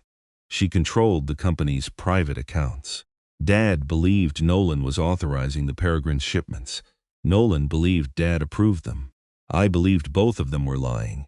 And Vivian? She was the only person who saw every document. The answer landed slowly. Your mother ran the route. She managed the money. I do not know whether she ordered the shipments. You do know. Grant closed his eyes. Yes, a crash came from the chapel. Men shouted. The evacuation had to move faster. I turned toward the door. Grant called after me. Elias. I stopped. Vivian was the person who threatened Silas to keep him away from you. I faced him again. She sent the photographs? She said you were vulnerable. She said if Dad's exposed the network, the people above Calder would reach you first. Why did she care whether I lived? She did not. Dad did. Grant looked at the floor. He surrendered control of several company accounts in exchange for your name being removed from their files. My father had not simply stayed away. He had paid for my safety with his company. Then he had watched Vivian use that same company to expand the route. Why did you help her? Grant's voice became quiet. Because she was my mother. That is not an answer. It was when I was young. And later? He looked directly at me. Later, it became easier to protect the first lie than admit what it had cost. Footsteps approached outside the room. Not hurried. A shadow appeared beneath the door. Grant nodded toward the wall. I stepped behind it. The door opened. A man wearing a black winter coat entered with a suppressed handgun. He saw Grant alone. Where is the case? Grant looked toward the table. The man moved closer. I caught his weapon arm from behind and drove him into the wall. He twisted free faster than I expected. His elbow struck my ribs. Pain moved through my chest. He raised the handgun. Grant kicked the medical tray into his knees. The block lost us. I struck his wrist against the edge of the table until the weapon fell. Rook appeared in the doorway before I called him. The man looked at the German shepherd and stopped fighting. Down, I said. He lowered himself to the floor. I searched his coat. No identification, only a radio, plastic restraints, and a photograph of Lena taken outside the nursing home 2 days earlier. Calder had known where she lived before he contacted us. The Northwatch light had not revealed her location.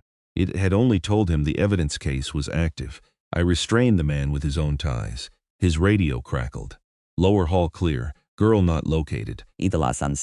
Check the evacuation route. Lena stood behind Rook. Her face showed no fear now. They know about the tunnel. Ruth's voice came over the nursing home radio. Elias, we have 20 residents below. The remaining group is still near the east wing. We cannot use the tunnel, I said. Calder's men are waiting at the other end. Lena looked toward the chapel. There is another route. Where the bell tower? Ruth stared at her. That staircase cannot carry wheelchairs. It does not need to. The old service lift can. You told me it was broken. I told everyone it was broken. Lena led us through the chapel. Stained glass windows reflected emergency light across the pews.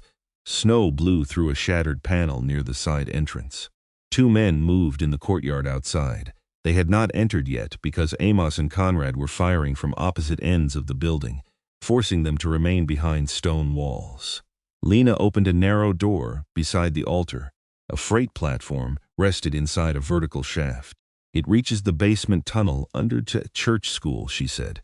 A different tunnel. How many people can it carry? 4 wheelchairs at a time. Ruth began redirecting staff. Lena turned toward me. Calder will not stop searching. Then we give him what he came for. The case? No, you. She did not flinch, I continued. He believes you know where the second ship sank. I do. Grant had entered the chapel behind us. His face was pale, but he carried the evidence case in his good hand. What ship? Ruth asked. Lena looked toward the lake beyond the broken window. The St. Orison. Conrad entered from the side hall. His coat carried snow and blood that did not appear to be his. That vessel disappeared nearly 20 years ago. It never disappeared, Lena said. The Peregrine hid it beneath the ice near Northwatch. What did it carry? She looked at me. Not weapons. Then what people? The chapel fell silent. Lena spoke slowly, as if each word had to cross 7 years before reaching us. The route began before Calder took command. Ward vessels transported undocumented workers into private mining camps. Some were immigrants. Some were men who had accepted false contracts. Others were veterans recruited for security jobs that did not exist. Conrad lowered his pistol. The St. Orison carried them? More than 80 people. What happened? A storm damaged the engine. The captain requested rescue. The company refused because inspectors would discover the passengers.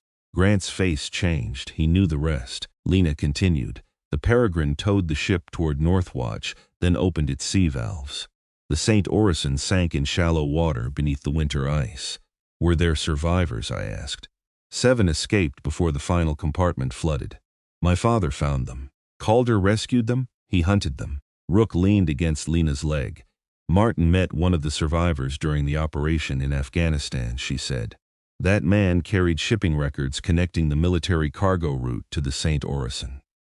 Martin realized the same people were moving weapons overseas and human beings at home. My final mission had not begun in a desert compound. It had begun beneath the ice of Lake Superior. Where are the bodies? Conrad asked. Still inside the ship. The reflection I had seen beneath the tower beam returned to me.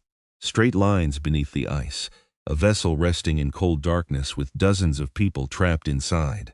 Why does Calder need you? I asked. Because I took the St. Orison's navigation ledger from his cabin. It identifies every person who authorized the sinking. Where is it? Lena looked at Rook. Silas hid it inside the tower lamp. Do not turn on the light. The warning had never been about attracting the Peregrine alone. The mechanism inside the lamp concealed the final evidence. Grant tightened his hold on the case. Calder will destroy the tower. He cannot, Lena said, not until he finds the ledger.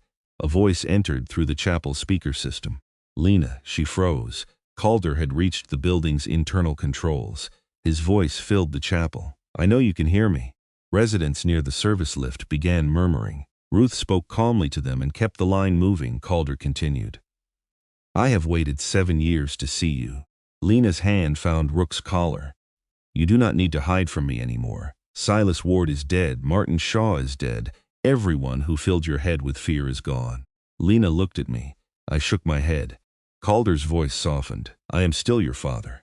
Lena walked toward the chapel microphone. I caught her arm. You do not have to answer. Yes, I do. She pressed the switch. A father does not ram a ship carrying his daughter. The speaker remained silent for several seconds. Then Calder replied, I did not know you were aboard. You knew after we entered the water. I searched for you. You searched for the ledger. His voice hardened. Bring it to me, and your brothers live. Lena looked toward Grant. Where is Nolan? On the Peregrine. Calder answered through the speaker along with Vivian Ward. Grant stepped toward the microphone. My mother is aboard. She came willingly. She believes she can negotiate. Grant closed his eyes. Of course she did. Vivian had spent her life believing every human being had a price. Calder continued. Bring Elias, Lena, and the case to Northwatch. No weapons, no police. At sunrise, we exchanged them for Nolan and Vivian, and after that I asked, you leave Bellwether. You expect me to trust you? No. I expect you to value your family more than Silas valued his. The speaker went silent. The last residents entered the service lift. Ruth stayed behind. Go with them, I said. I knew Silas for 23 years. I am not leaving now. Conrad checked the pistol. We cannot reach the tower by road. Amos entered through the chapel doors. We do not need the road. He carried a ring of old brass keys. There is a snow train in the church school garage. Silas restored it for emergency rescues. Grant looked toward the evidence case. You plan to return to Northwatch? We need the ledger. Calder's men control the station. Then we take it back. Lena shook her head. He will be waiting for that. Good, she studied me. You sound like Martin. No, Martin was more patient. Rook looked from Lena to me. He knew we were preparing to leave. I knelt and examined his paws. Ice had collected between the pads. A thin line of blood marked the old scar near his shoulder. You should stay with Ruth. Rook turned his head away. That was not a suggestion. He walked to Lena instead. She rested one hand on his back. He will not leave either of us. I knew she was right.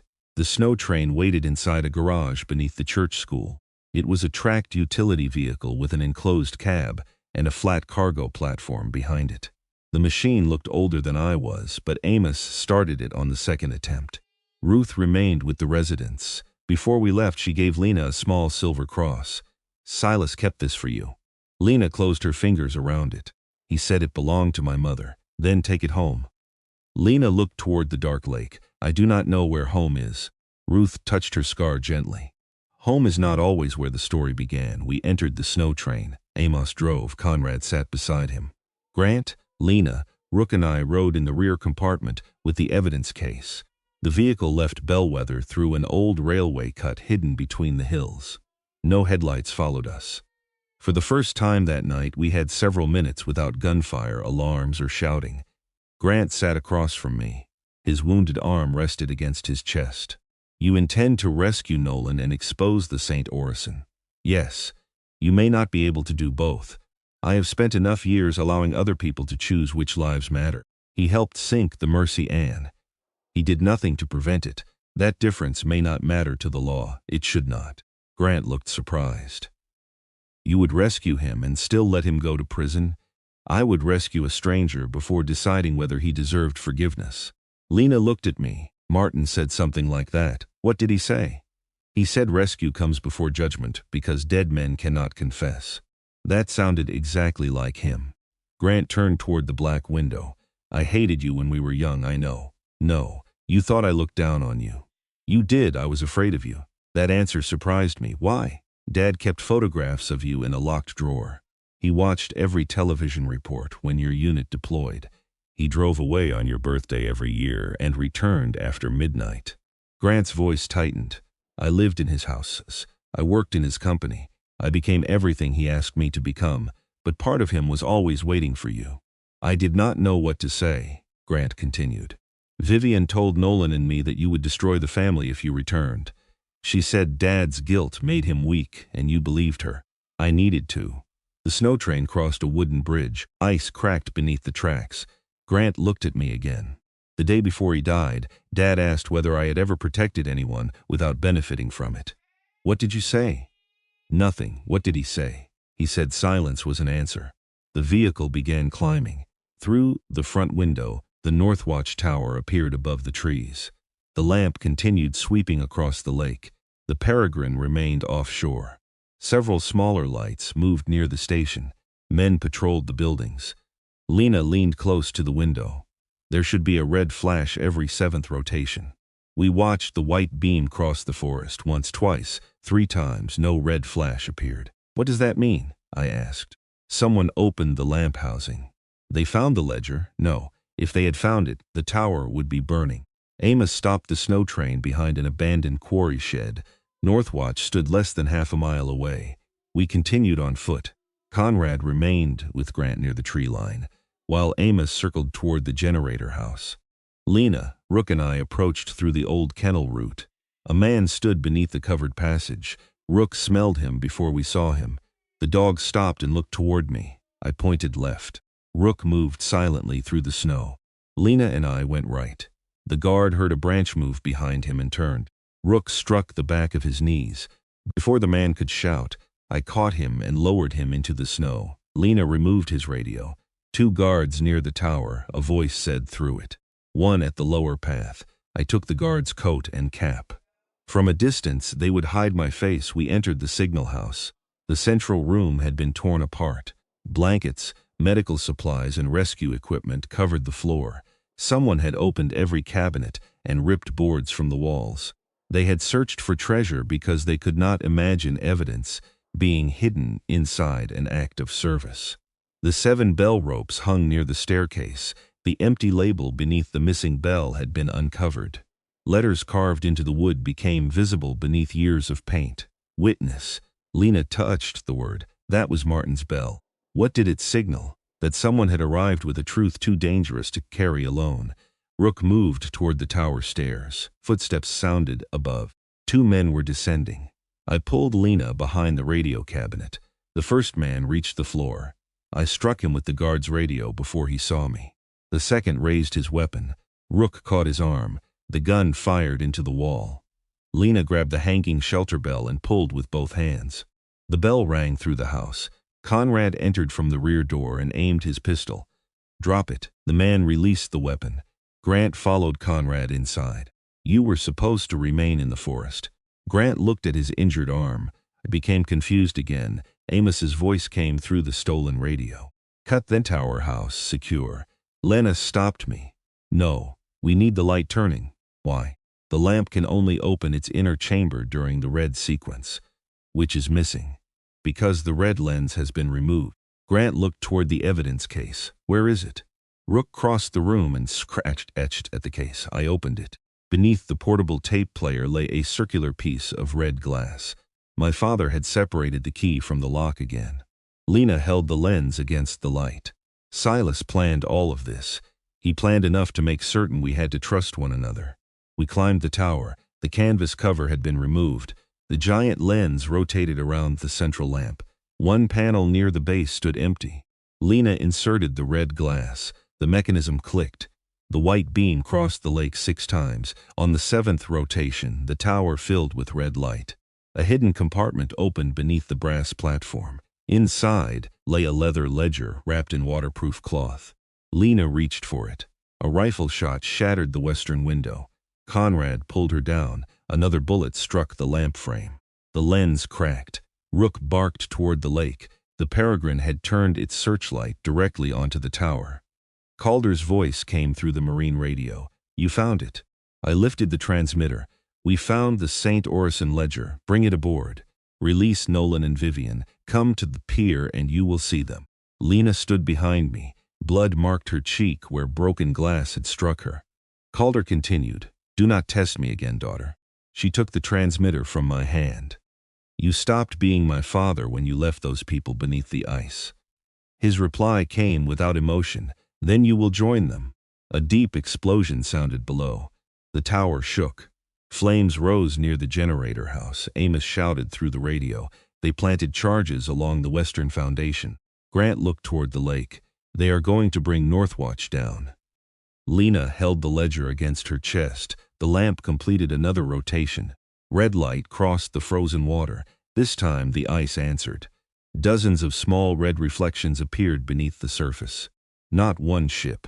Many metal objects had been arranged around the St. Orison. Conrad stared through the broken window. Explosive charges. Calder had mined the wreck. If he detonated them, the St. Orison, the bodies, and the remaining evidence would disappear beneath the deepest part of the lake. The radio crackled. Calder spoke one final time. You have 10 minutes to bring me the ledger. After that, the lake closes its mouth forever. The signal ended. Lana looked at the red reflections beneath the ice. The ledger is not enough. What do you mean? The names will prove who authorized the sinking, but only the St. Orison can prove the people were still aboard. Grant looked at the approaching flames below. We cannot save the station and the wreck. I remembered Martin's voice. Rescue comes before judgment. I handed the ledger to Grant. Take this to Amos. What are you doing? Going beneath the ice. Conrad stepped forward. The water will kill you in minutes. Then we do not waste them. Lena grabbed my arm. I know the access route. You are not coming. I am the only person who can identify the release controls on the charges. Rook stood between us and the stairs. His eyes moved from Lena to me. He had already chosen. The tower shook again. A section of the western wall collapsed into the snow. Below us, men moved toward the pier. Beyond them, Nolan and Vivian stood on the deck of the Peregrine with their hands restrained. Calder had brought every secret to the same place, my brother's, his daughter, my father's station, Martin's evidence. And beneath the ice, more than 80 people who had waited nearly 20 years for someone to tell the world where they were. I placed Martin's red flotation jacket over Lena's shoulders. Then I fastened a rescue rope to Rook's harness. The lower tunnel reaches the water, I said. Conrad understood. You plan to use the Mercy boat, if it still floats. Grant held the ledger with his good hand. What should I do? For the first time in your life, protect the truth without protecting yourself. The words hurt him. They were supposed to. Then I looked toward the Peregrine and keep Calder watching the tower. Grant nodded. No argument, no careful answer. Lena, Rook, and I descended as the Northwatch bells began ringing above us. Not from the wind. Conrad had pulled every rope. Fire, ice, vessel, child, medical, shelter, witness. 7 warnings rolled across Lake Superior. For the first time in 20 years, the lake answered with the shape of the dead beneath its frozen surface. And before sunrise, one of us would have to enter their grave. The lower tunnel filled with smoke before we reached the first landing. Above us, every bell at Northwatch continued ringing. Fire, ice, vessel, child, medical, shelter, witness. Their voices overlapped until the signal house sounded less like a building and more like a living thing refusing to die quietly. Lena moved ahead of me with Martin's red flotation jacket pulled tightly around her shoulders. Rook stayed between us. The rescue rope ran from his harness to my belt. He had entered gunfire, freezing water, and collapsing buildings before. He knew the difference between fear and a command. Tonight, he carried both. The steel door at the end of the tunnel had been forced open. Beyond it, the old rescue boat rested against the stone platform where we had left it. Water moved beneath the hull. The current had grown stronger. The Peregrine's engines were disturbing the channel outside. Lena climbed into the boat. I checked the motor. The emergency battery had less than half its charge. How far is the St. Orison? I asked. Less than a mile east of the tower. That is the good news. There is no good news. She pointed toward the dark water. The wreck sits beneath almost 30 feet of ice and another 40 feet of water. Calder placed the charges around the upper deck. We cannot reach them from the surface. You said there was an access route. There is. She looked at Rook. It was not built for a dog. Rook stepped into the boat before I could answer. Lena almost smiled. Martin used to say the same thing about military helicopters. I released the brake. The boat drifted into the channel. Behind us, a section of the Northwatch foundation collapsed. Stone struck water with a roar. The tunnel shook. Dust rolled across the ceiling. For several seconds I thought the exit would close before we reached it. Then the current caught the hull, the rescue boat shot forward, and entered the open lake. Cold struck my face like a blade. The Peregrine stood between us and the eastern ice field. Its searchlight remained fixed on the tower. Grant had done what I asked. He had given Calder something else to watch. Through the broken windows of Northwatch, I saw a man standing beside the great lamp. Grant held the St. Orison ledger above his head. Calder's voice thundered through a loudspeaker. "Bring it to the pier." Grant remained where he was. The red beam crossed the lake. He was making himself visible. A rifle fired from the Peregrine. The bullet shattered stone near the tower window. Grant did not move. Conrad appeared behind him and pulled him down before the next shot. The rescue boat entered the shadow beneath the Peregrine's stern. I reduced the motor. Voices carried from the deck above us. No one looked down. Every armed man was watching Northwatch. Lena guided me toward a line of broken ice east of the ship. "Follow the red reflections." I saw them beneath the water. Small lights glowed under the ice like buried stars, explosive charges. Each one had been attached to metal stakes driven around the wreck. The tower beam reached them every 7th rotation. When the red light passed, their warning indicators answered. My father had designed the lamp to reveal what Calder tried to hide. "What happens if they detonate?" I asked. "The St. Orison collapses into the trench beyond the reef. The hull will split. The bodies and records will scatter into deep water." "How much time?" Calder said 10 minutes. He lied. "Yes. He will trigger them as soon as he believes Grant will not surrender." "Yes." I looked back at the tower. Grant had returned to the window. This time he held the ledger outside the frame. Flames climbed the western wall below him. "He is giving us time," Lena said. "He is trying." "That may be the bravest thing he has ever done." I did not answer. Bravery did not erase what Grant had done. It did not return the dead. But perhaps courage mattered most when it arrived late and cost everything. Lena pointed toward a circular opening in the ice ahead. A steel ladder descended from its edge. "My father used this maintenance shaft. You have been down there?" "Once." "When?" "The night the Mercy Ann sank." She removed the flotation jacket. Beneath it she wore a black thermal suit taken from the nursing home's emergency storage. "You were a child. I was a witness." The distinction mattered to her. I tied the rescue boat to the ladder. Inside a storage compartment, Conrad had left 2 cold-water survival suits, diving masks, gloves, and small emergency air cylinders. My father had prepared Northwatch for this moment years before I arrived. Perhaps he had believed he would return to the wreck himself. Perhaps failing health stopped him. Or perhaps he had finally understood that the truth required people who had survived different pieces of the same lie. I pulled the suit over my clothing. Lena checked the seals. The air cylinder would give us less than 15 minutes beneath the surface. "Enough?" I asked. "No good. I was afraid tonight might become easy." Rook watched us from the boat. I held his face between my hands. "You stay here." He looked toward the opening. "No." He stepped closer. I pressed my forehead against his. "I need you above the water." Rook breathed against my cheek. For years I had treated him as the one creature I could not lose. That had made me careful. It had also made me selfish.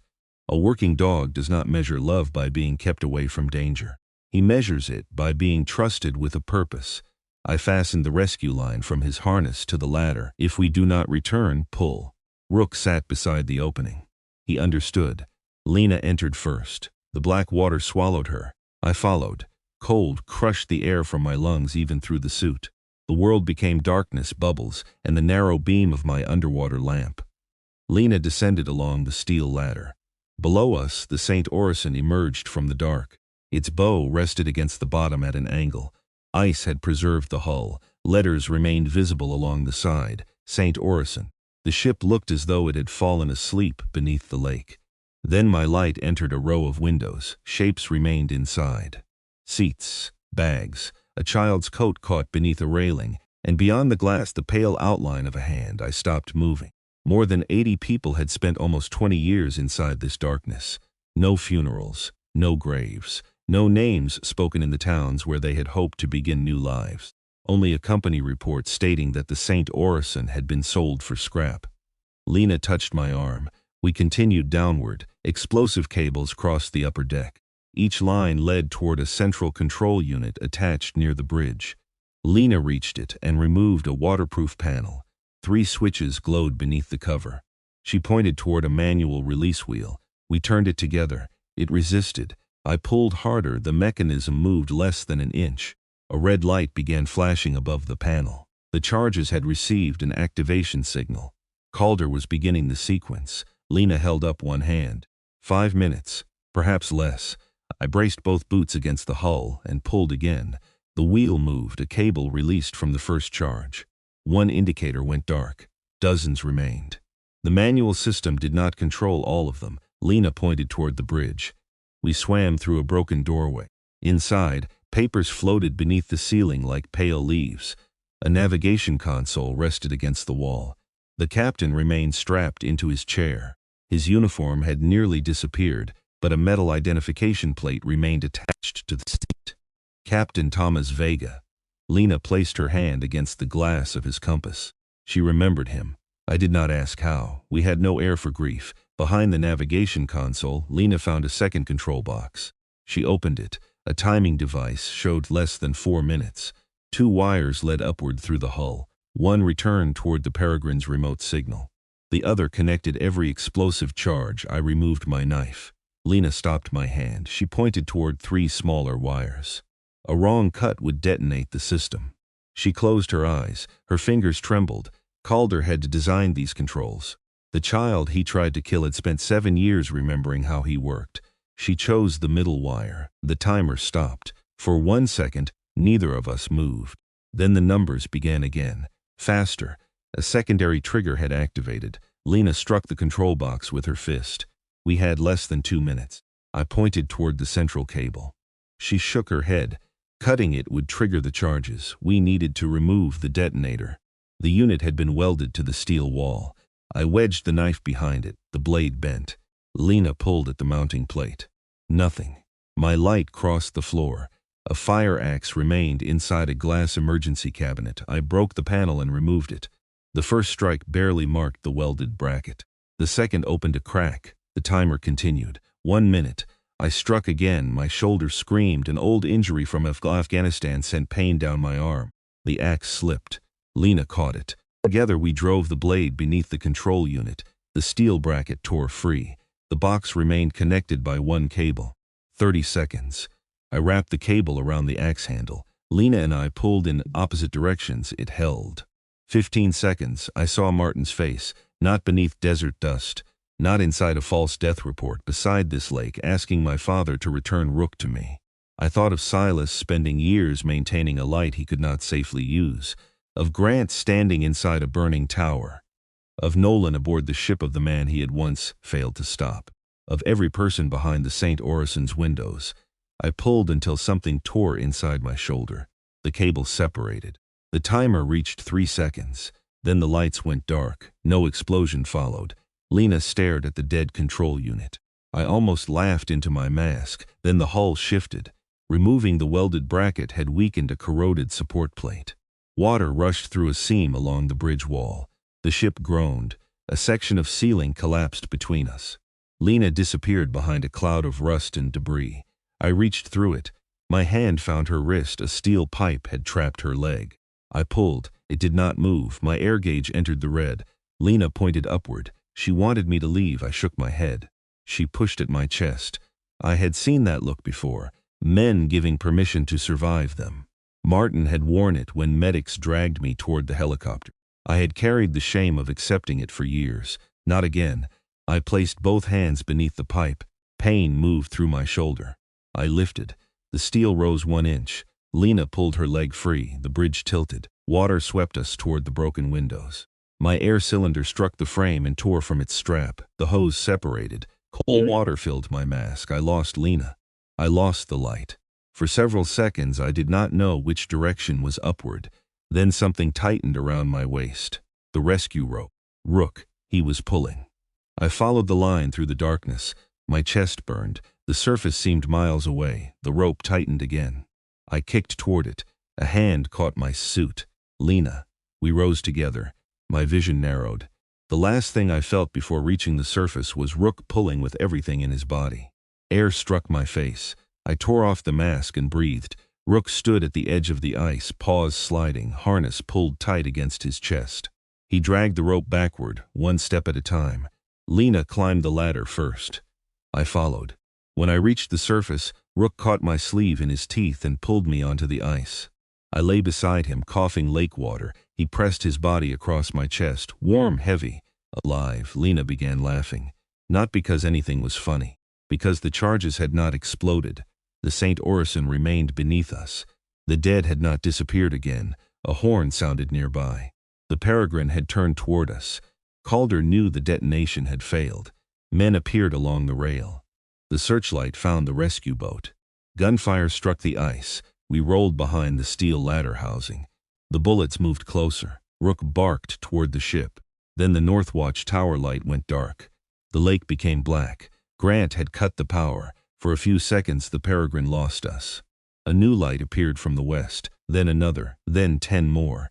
Boats entered the harbor, fishing vessels, tugboats, private rescue craft. Every one of them carried its lights at full brightness.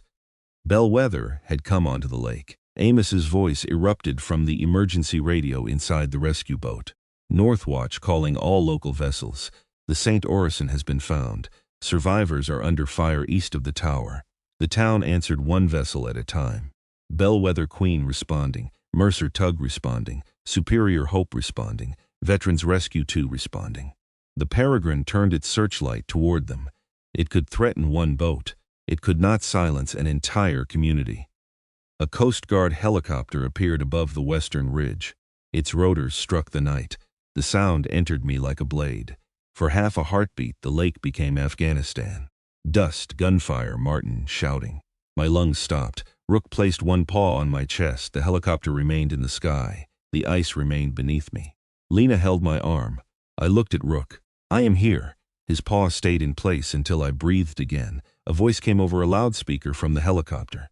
Peregrine, shut down your engines and place all weapons on deck. Calder answered with gunfire. The helicopter moved away. A man dragged Nolan to the Peregrine's stern. Another brought Vivian. Her hands were bound, but she continued shouting orders as though the ship belonged to her. Calder stepped between them. He held a pistol against Nolan's head. Bring me Lena, he called across the ice. Lena stood. I pulled her down. He will kill him, she said. He may kill him anyway. He is my father. That does not make his threats honest. She looked toward Calder. No, but it makes them familiar. The Bellwether boats formed a half circle around the Peregrine. They kept enough distance to avoid the guns. Grant's voice came through the radio, Elias. I am inside the Northwatch control room. You should be with Conrad. He is trying to stop the fire. What are you doing? Dad installed an old harbor cable beneath the water. It was used to prevent damaged ships from drifting into the cliffs. I understood. Can it hold the Peregrine? For a few minutes. Do it. The control may bring down the rest of the Western Foundation. Grant. He remained silent. You know what to do. His answer came softly. For the first time, the water beneath the Peregrine erupted. A thick steel cable rose from the lake. It struck the ship's propeller and wrapped around the shaft. The engine screamed. The stern swung toward the ice. Calder lost his balance. Nolan drove his shoulder into him. The pistol fired. Vivian fell. For 1 second, nobody moved. Then Calder struck Nolan across the face and aimed again. Rook launched himself from behind the ladder housing. He ran across the ice toward the Peregrine. Rook. He did not stop. A loading ramp had fallen from the stern. The dog crossed it before Calder saw him. Rook hit Calder from the side. The pistol slid across the deck. Nolan kicked it into the lake. Calder caught Rook by the harness and lifted him against the rail. I ran. The ice cracked beneath my boots. Lena followed. Calder drew a knife. Nolan grabbed his wrist. They fought beside the rail. Rook twisted free and struck Calder's injured knee. The captain fell. Lena reached the deck. Calder looked up at his daughter. For the first time that night, fear entered his face. Lena. She stood beyond his reach. You could have searched for me. I did. You searched for the ledger. I protected you. You tried to erase the place where I survived. Calder looked toward the St. Orison. You do not understand what was above me. You always said that. His face tightened. I was following orders. Lena's voice remained calm. So were the men who closed the valves. Nolan restrained Calder's arms. Coast Guard officers boarded from the opposite side. Calder did not resist them. He continued looking at Lena until they pulled him away. Vivian lay near the stern. The bullet had entered below her ribs. Grant arrived from the Northwatch rescue launch with Conrad. He climbed aboard and dropped beside his mother. Vivian's eyes opened. She looked at Grant first, then Nolan. Finally, she saw me. "You ruined everything," she whispered. Grant held pressure against the wound. "No, Mother." His voice shook. "You taught us to protect what should have been confessed." Vivian looked toward the approaching Coast Guard officers. "Do not let them take the company." Nolan began crying. Grant did not. The company was never ours to save. Her eyes moved toward Northwatch. Flames filled the lower windows. Silas's tower remained standing above them. Vivian tried to speak again. No words came. The medics carried her toward the helicopter. She survived.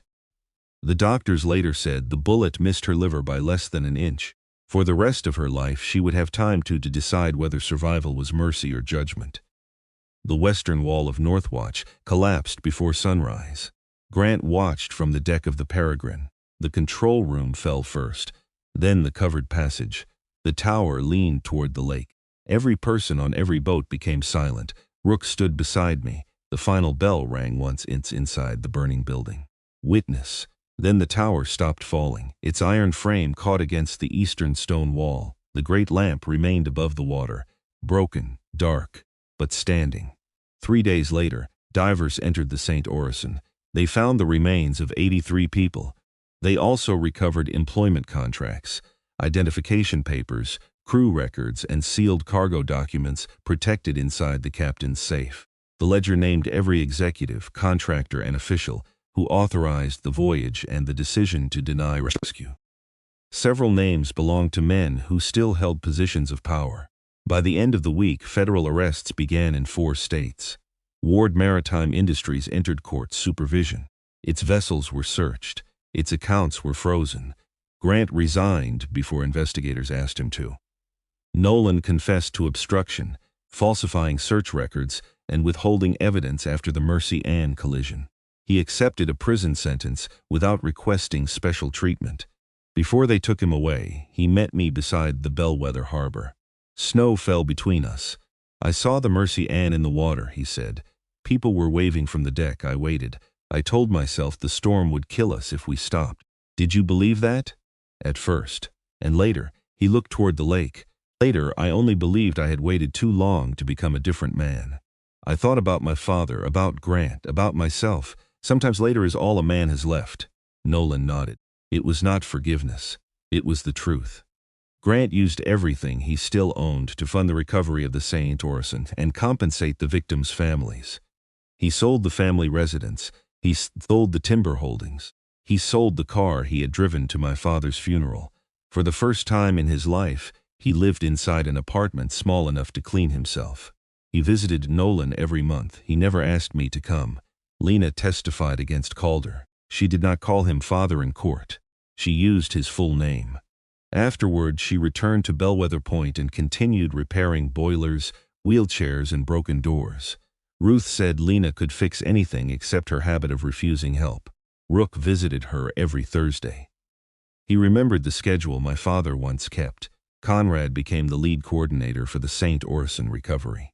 Amos claimed the title sounded too important for a man who still burned coffee. The town rebuilt Northwatch, not exactly as it had been. Some things should not be restored so perfectly that no one can see what they survived. We preserved the burned stones along the western wall. We rebuilt the keeper's house and strengthened the tower. The 7 bells returned above the central room. Fire, ice, vessel, child, medical, shelter, witness. Beneath the final bell, Lena added a new line. "No truth should be carried alone." I stayed. At first I told myself it was temporary. I repaired the boathouse. I organized the rescue supplies. I learned how to maintain the generator and read the lake's weather. Grant helped rebuild the radio system. He never entered the tower without asking. Some nights, veterans arrived from Green Bay, Detroit, Milwaukee, and towns too small to appear on most maps. They came because someone had told them about a signal house where nobody asked why they slept in vehicles or why they sat with their backs against walls. They came because there was coffee. A warm stove, a view of the lake, and an old German shepherd who knew when to remain close without touching. Rook grew slower during that first year. Cold weather made his shoulders stiff. He still walked the Northwatch circuit every evening: kennel room, generator house, Western Cliff, boathouse, tower stairs. He stopped at each place at Stoss and waited. Sometimes I believed he was listening for my father. Other times I thought he knew Silas had never truly left. One evening in late February, a storm crossed Lake Superior without warning. A small fishing vessel lost power 12 miles offshore. The emergency call reached Northwatch after midnight. The Coast Guard could not launch immediately because ice had blocked the nearest harbor. I stood inside the tower and looked at the restored lamp. For years, my father had warned me not to turn it on. That warning had protected evidence. It had also kept Northwatch hidden. Now the truth was above water. The dead had names. The men who feared the light could no longer command the darkness. Lena stood beside the controls. Grant waited near the radio. Rook sat beneath the 7 bells. I placed my hand on the main lever. "Ready?" Lena asked. I thought of Silas, Martin, Captain Vega, the passengers inside the St. Orison, the people who had crossed winter believing no safe shore remained. Then I pulled the lever. The Northwatch lamp came alive. Its white beam traveled across the lake once, twice. On the 7th rotation, red light crossed the ice. The lost fishing vessel answered with a flare. We found them before dawn.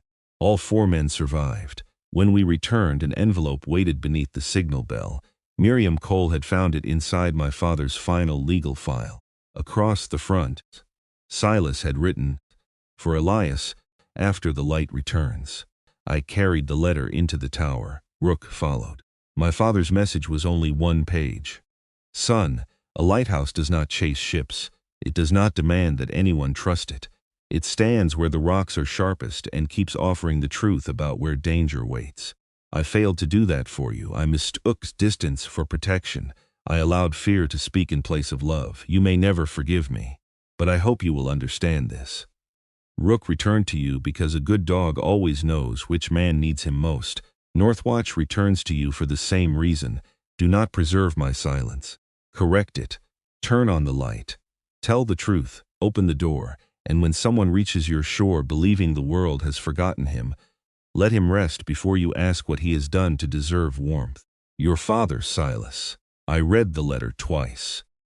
Then I sat on the tower porch, Roe himself beside me. For years, I had wanted one explanation large enough to erase every missed birthday, every unanswered letter, and every night I believed my father had chosen another family. No explanation could do that. Love did not cancel harm. Fear did not become courage because it had once intended to protect someone. My father had failed me. He had also spent the rest of his life building a place where other failures did not have to become final. Both truths belonged to him. Both belonged to me. I placed the letter beside Martin's identification tags. Outside, the Northwatch beam crossed the lake. Rook rested his head on my leg. "You brought me home," I said. His tail touched the floor once. Years later, people would describe Northwatch as a rescue station, a veteran's refuge, or a memorial to the St. Orison. They were all correct. They were also missing something. Northwatch was the place where my brother finally told the truth, where a daughter survived her father, where a dead friend returned through his own voice, where a man I had spent my life resenting left me the one inheritance I could not sell, a reason to wake before sunrise, a door worth opening, a light worth keeping, and beside that light, for as long as his old legs allowed him to climb the stairs, stood Rook, watching the lake, waiting for the next person who needed help finding shore. Some families leave behind money, land, or names carved into buildings. Others leave behind unfinished truths. Elias learned that forgiveness does not require pretending the past caused no pain. It means refusing to let that pain decide what kind of person you become. Silas could not recover the years he lost with his son. Martin could not return from the lake. The victims of the St. Orison could not walk back into the lives waiting for them. But the truth gave their names ashore, and one faithful German shepherd gave a broken man the courage to keep the light burning. Perhaps that is the lesson Northwatch leaves with us. We cannot always change the darkness behind us, but we can choose to become a light for the person still trying to find the way home. Thank you for spending this time with us. Please subscribe and turn on notifications so you do not miss another story from our channel. Your presence gives us the strength to keep bringing meaningful stories of loyalty, sacrifice, and second chances to life.